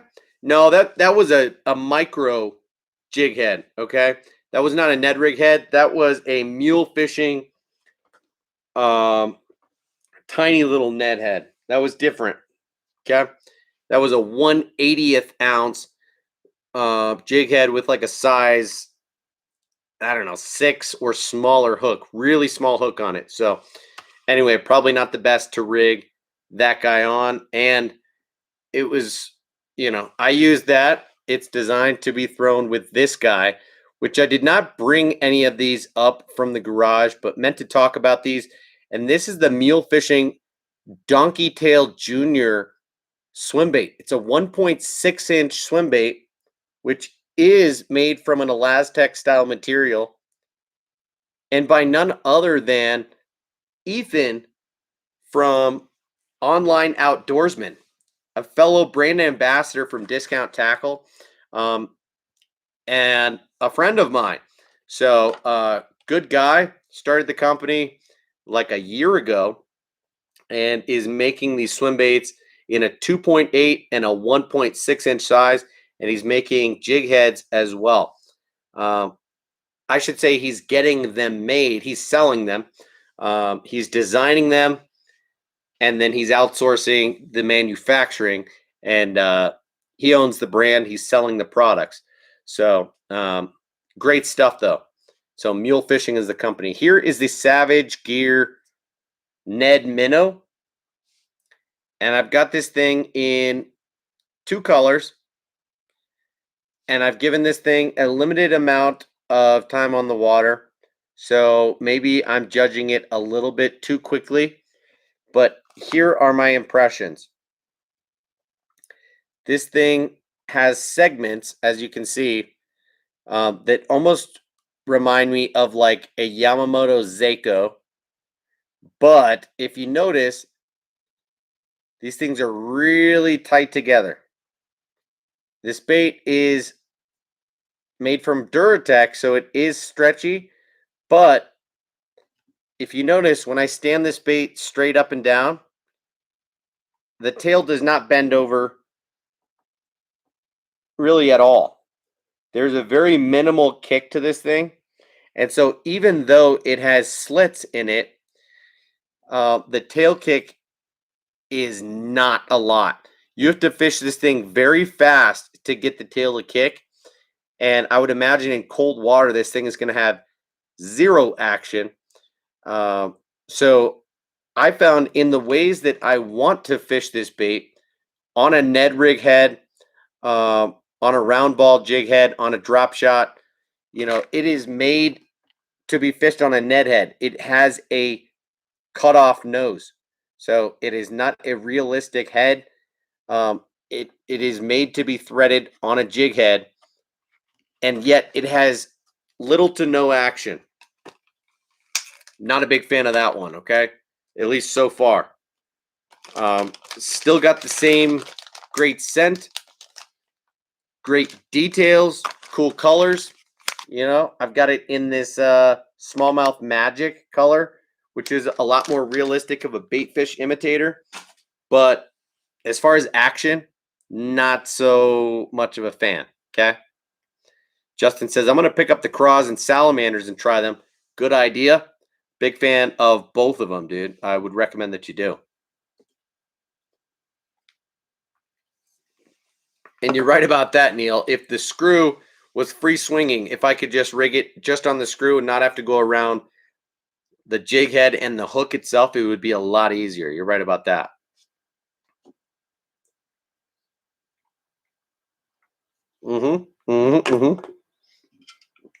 Let's move on to beer number 2 and keep chatting, because there's one more bait that I want to talk about. And I actually didn't bring its brother up here, but I've had success on it too. So the new Molex Ned rig baits have also impressed me. And I've only fished 2 of them. There are 3 on the market. Again, these come in a clamshell package. I've got these in a couple colors. This is the Freaky Flex. Just like the Savage Gear, these are also scented. Molex is I want to say they're a European company, but they're doing things right, kind of like Savage Gear. This is a scented bait. It's a super durable bait. Has a pretty good buoyancy and really innovative designs. So this is a Ned rig creature style bait. And as you can tell, it's got a really interesting profile. It's got appendages up on the shoulders, down near the legs. It's got these longer legs with these little balls on the tips, and then on the back section, it is more narrow and ribbed. I guess that's the belly section. Here's the back. And on the belly, it's got it's thinned out. It's almost like it's filleted. So really awesome design with this Freaky Flex. You get a ton of action out of it. I've got it in this color, which is called Watermelon Candy. And then in the like a white color. And yeah, really like this bait. Also got it in the I don't know, the stick bait. So it's just like the TRD. I don't know what they call it, the flex stick or something like that. I think these are all called flex something. They have a flex craw, the freaky flex, and the flex stick, if I'm not mistaken. I don't have the craw just because it doesn't look nearly as realistic as the Savage Gear or the Z-Man TRD craws. So I didn't find a lot of reason to get it, just since it doesn't seem all that innovative. But the Freaky Flex is unlike anything else. It's different than the TRD Hogs from Z-Man.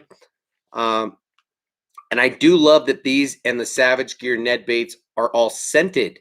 So impressed with those, and would encourage you to check them out as well.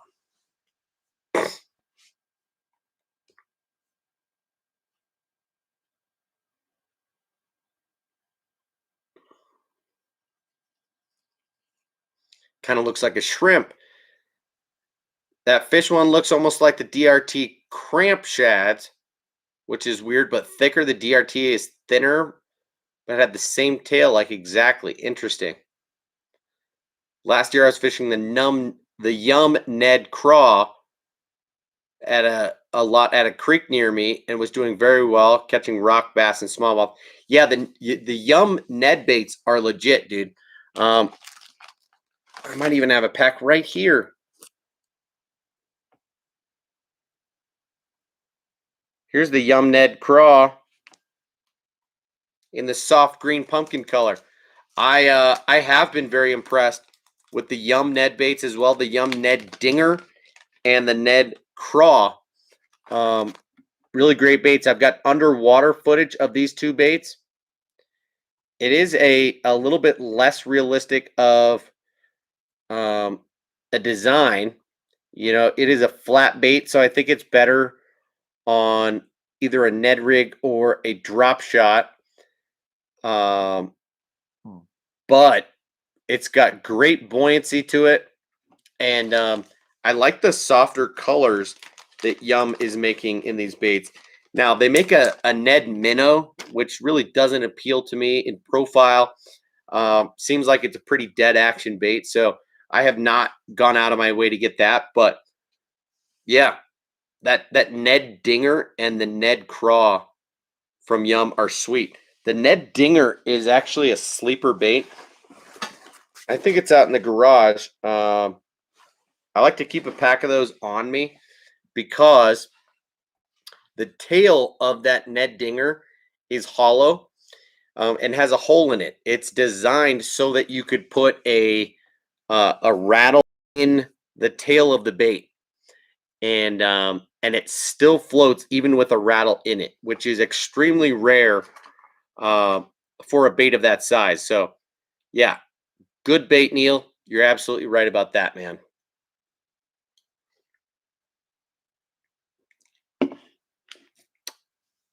Matt says, pretty sure they're best on a chatterbait. Are you talking about the Free Flex? No, man. They make the Flex in a larger size that might be great on a chatterbait, but the Freaky Flex is tiny, dude. This is a 3-inch bait. 3-inch.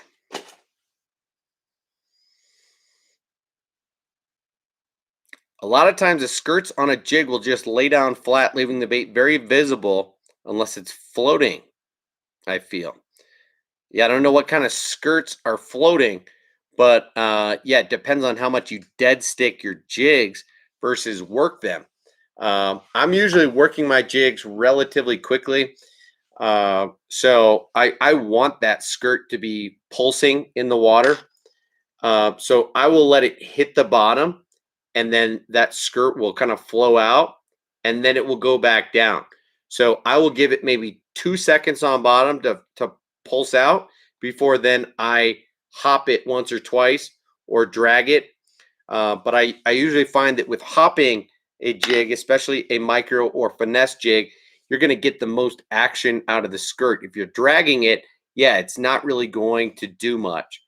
You're right about that. Matt says, well, when you're using swim jigs, like I said, one-sided skirts, uh, like one-sided skirts, but unless you're using rubber jigs, yeah, the skirt lays down on bottom. When you take it off the bottom, it won't be as visible. Okay. Little baits. Did I say little baits, Justin?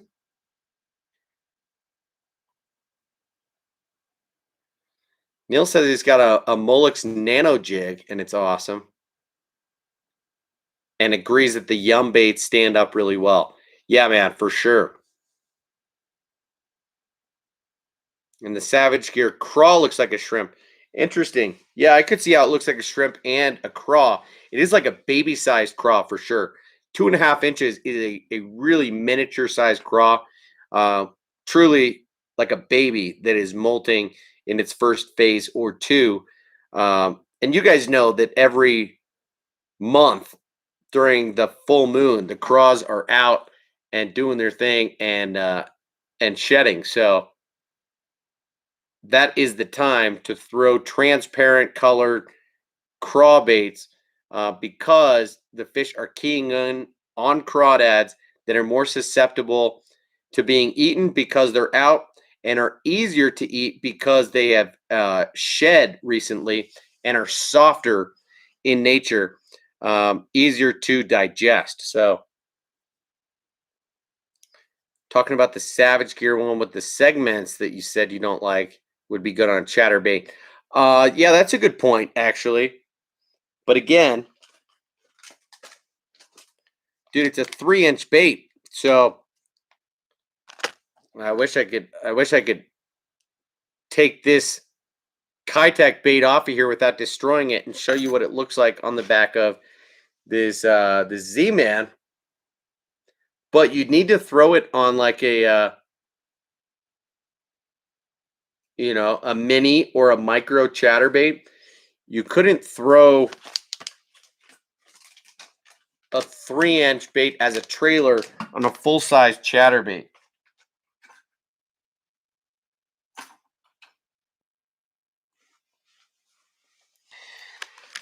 Now, on the other hand, you got me a little bit curious. I'm going to grab the Z-Man Jackhammer Stealth Blade,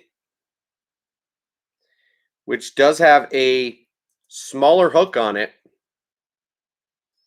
And this is in like the Clearwater Minnow color and that Smalley Magic color. Just check to see how well it matches up. Yeah, I'm not going to have a lot of clearance here, but of course I could trim the skirt if need be. And if I don't like the way this looks, the cool thing about it being Duratech is that I can just pull it right off. So, the Stealth Blade doesn't have quite as aggressive of a keeper on it as the original Jackhammer, which is nice. But let's see here. Once I let that skirt down, what we're left here, yeah, it's a little bit long, if we're being honest. I don't have a pair of scissors on me right now, which is embarrassing. Let me see if I do.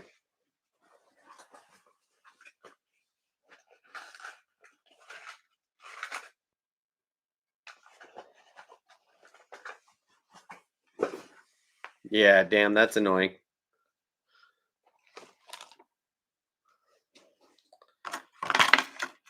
So I'd need to trim this trailer down, all the way down to the hook, really, in order to get some decent kick out of this guy. But still, that hook is a little bit big for this trailer at 3 inches. So I don't know if I'm going to leave that on or not. I could, because I do have a handful of these Stealth Blade jackhammers, but yeah, I don't know if that Ned Minnow is going to do me very well in many scenarios. So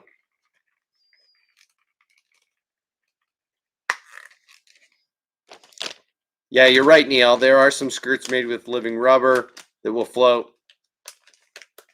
The Jordan Lee comeback jig is one of them.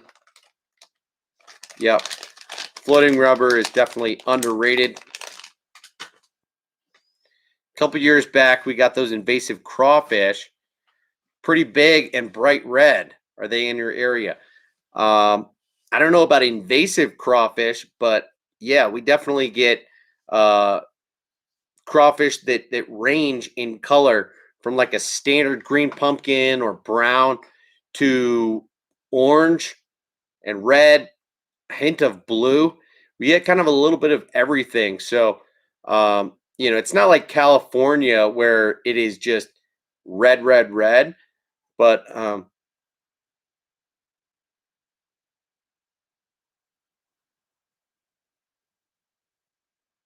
sorry, I thought I heard my son, and I that definitely could have been him. So I'm going to keep an ear out because if that was him, I got to go quick. But Depps makes a living rubber jig called the contour jig. Has a spider skirt. Yeah, I've heard of that one. Louisiana craw. I know people cook them up, and apparently they taste good. Yeah, I've definitely seen and heard about that too.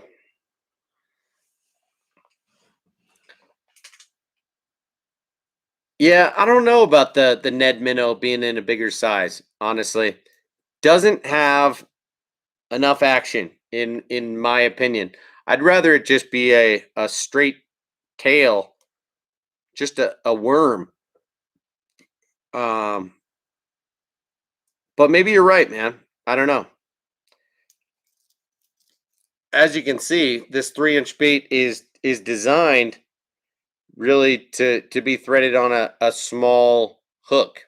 So I want to say that this jackhammer stealth blade has like a 2-aught or a 3-aught hook on it, and the hook slot only goes about halfway through the bait. And I've had to rig this stealth blade jackhammer all the way to the first um, segment of the swim bait, and it's still not even rigged far enough back. So yeah, not ideal. If it were 3.5, 4 inches, it would be ideal. That's for sure. $20 a skirt. Oh, nah, dude, whatever. I don't, I honestly can tie my own skirts pretty easily, and I've got a reasonable backup supply of skirts. So, like I said, I've got a handful of these baits in my arsenal already, and if worst came to worst, I could hand tie a skirt with wire or with braid pretty easily onto one of these things. So I'd be willing to fish this thing naked and see how it fishes, and then tie on a new skirt. It's not a $20 skirt; it's a $20 bait. The skirt is maybe a couple bucks at most. So that's not really how I see it. The hook, the blade, and the blade to head connection are where the value really comes in with those chatterbaits, man.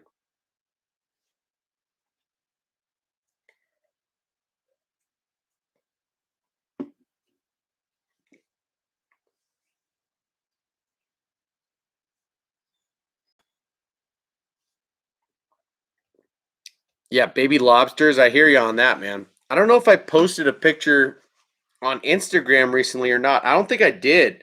But let me show you. I ended up catching a crawdad, at one of my local bodies of water recently. Look how big this thing was. What would you call this color?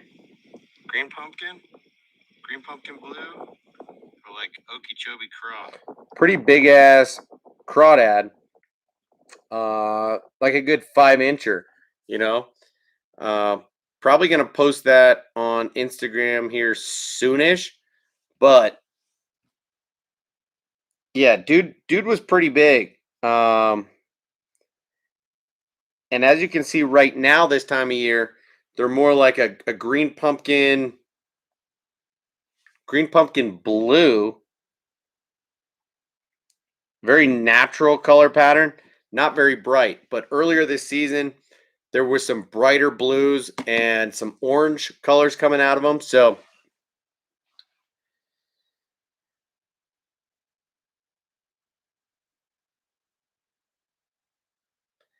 No, I totally agree, Neil. That's why I would recommend that you buy these at discounttackle.com. $12 a pop, dude. You don't have to spend $20. Get out of here. Maybe closer to $13, but still much more reasonable if you go ahead and buy your jackhammer chatterbaits, whether they're stealth blades or regular, from discounttackle.com. They're 20% off all the time. You don't have to wait for a sale to come around. Um, you can really justify spending the extra coin. And that's why I have my box full of jackhammers, and that's pretty much all that I fish. At some point, I do want to talk about chatterbaits soon because I want to compare side by side, say the jackhammer chatterbait with the Picasso Shockblade Pro.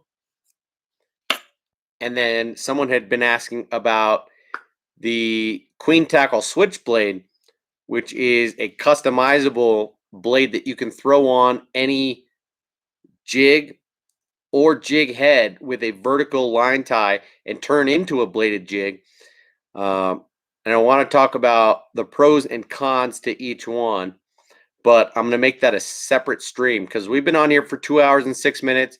It's almost midnight my time, pretty late here on a Saturday night, and I know that my son is going to need to eat pretty soon. So I'm not going to hang out too much longer, and that's a separate topic altogether.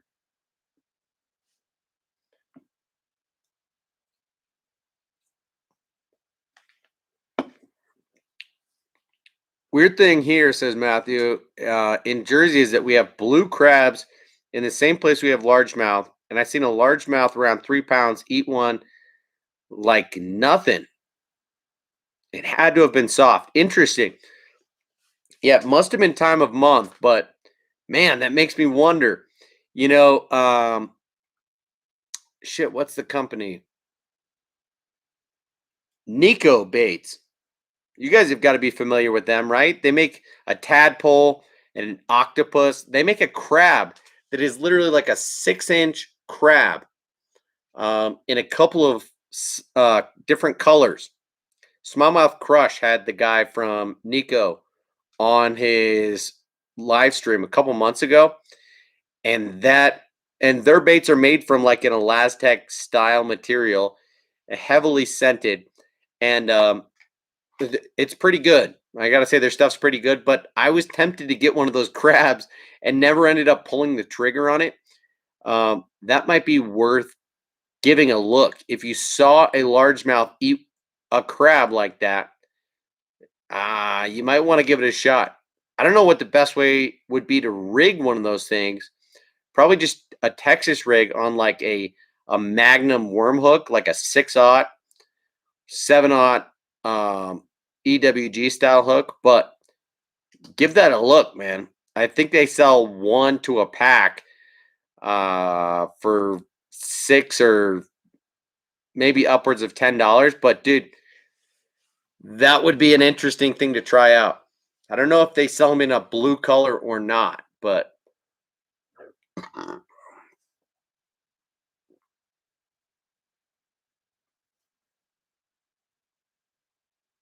yeah, it would not be big enough, the Savage Gear crab jig, but I think you're thinking along the right lines.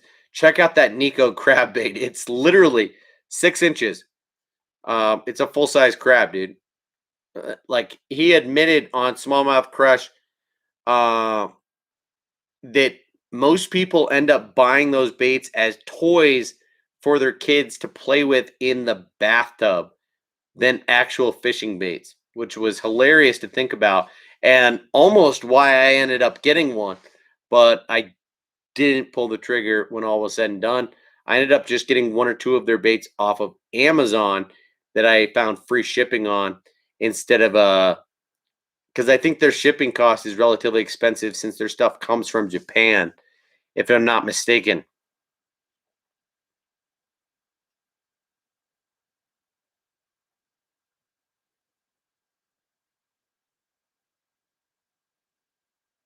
Should cook my son a steak? Are you talking about me, Neil?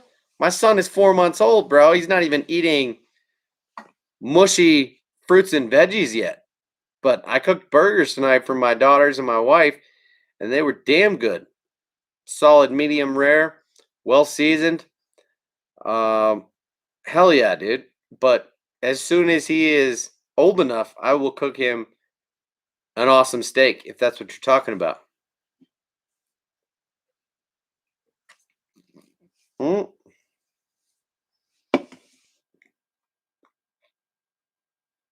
No, man, he's not even eating applesauce.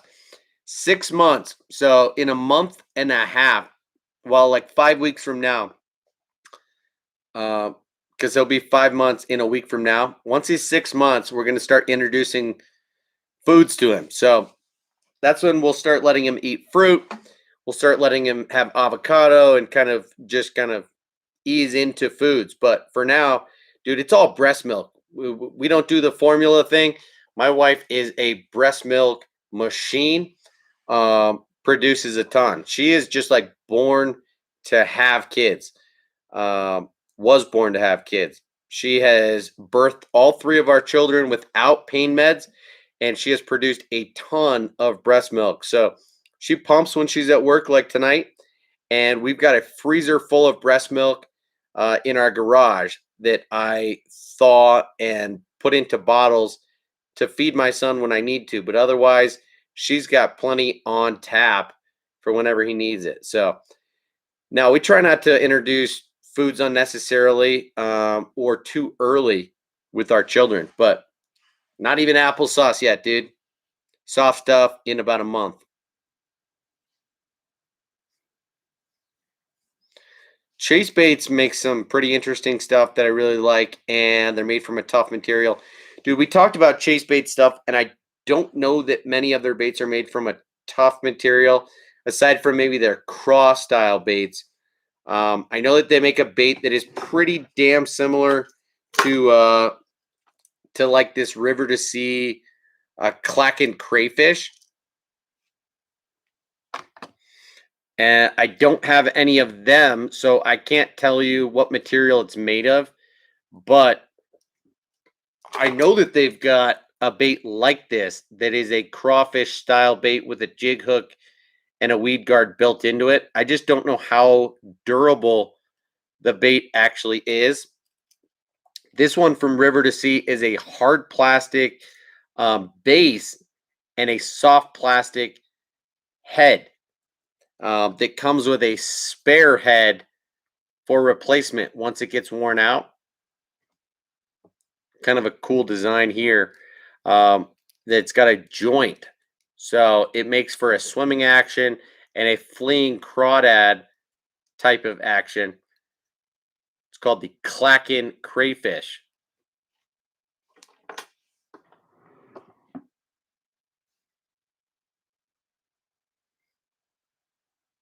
Yeah, I hear you, Matthew. I got to go too, man. Let's dip out of here.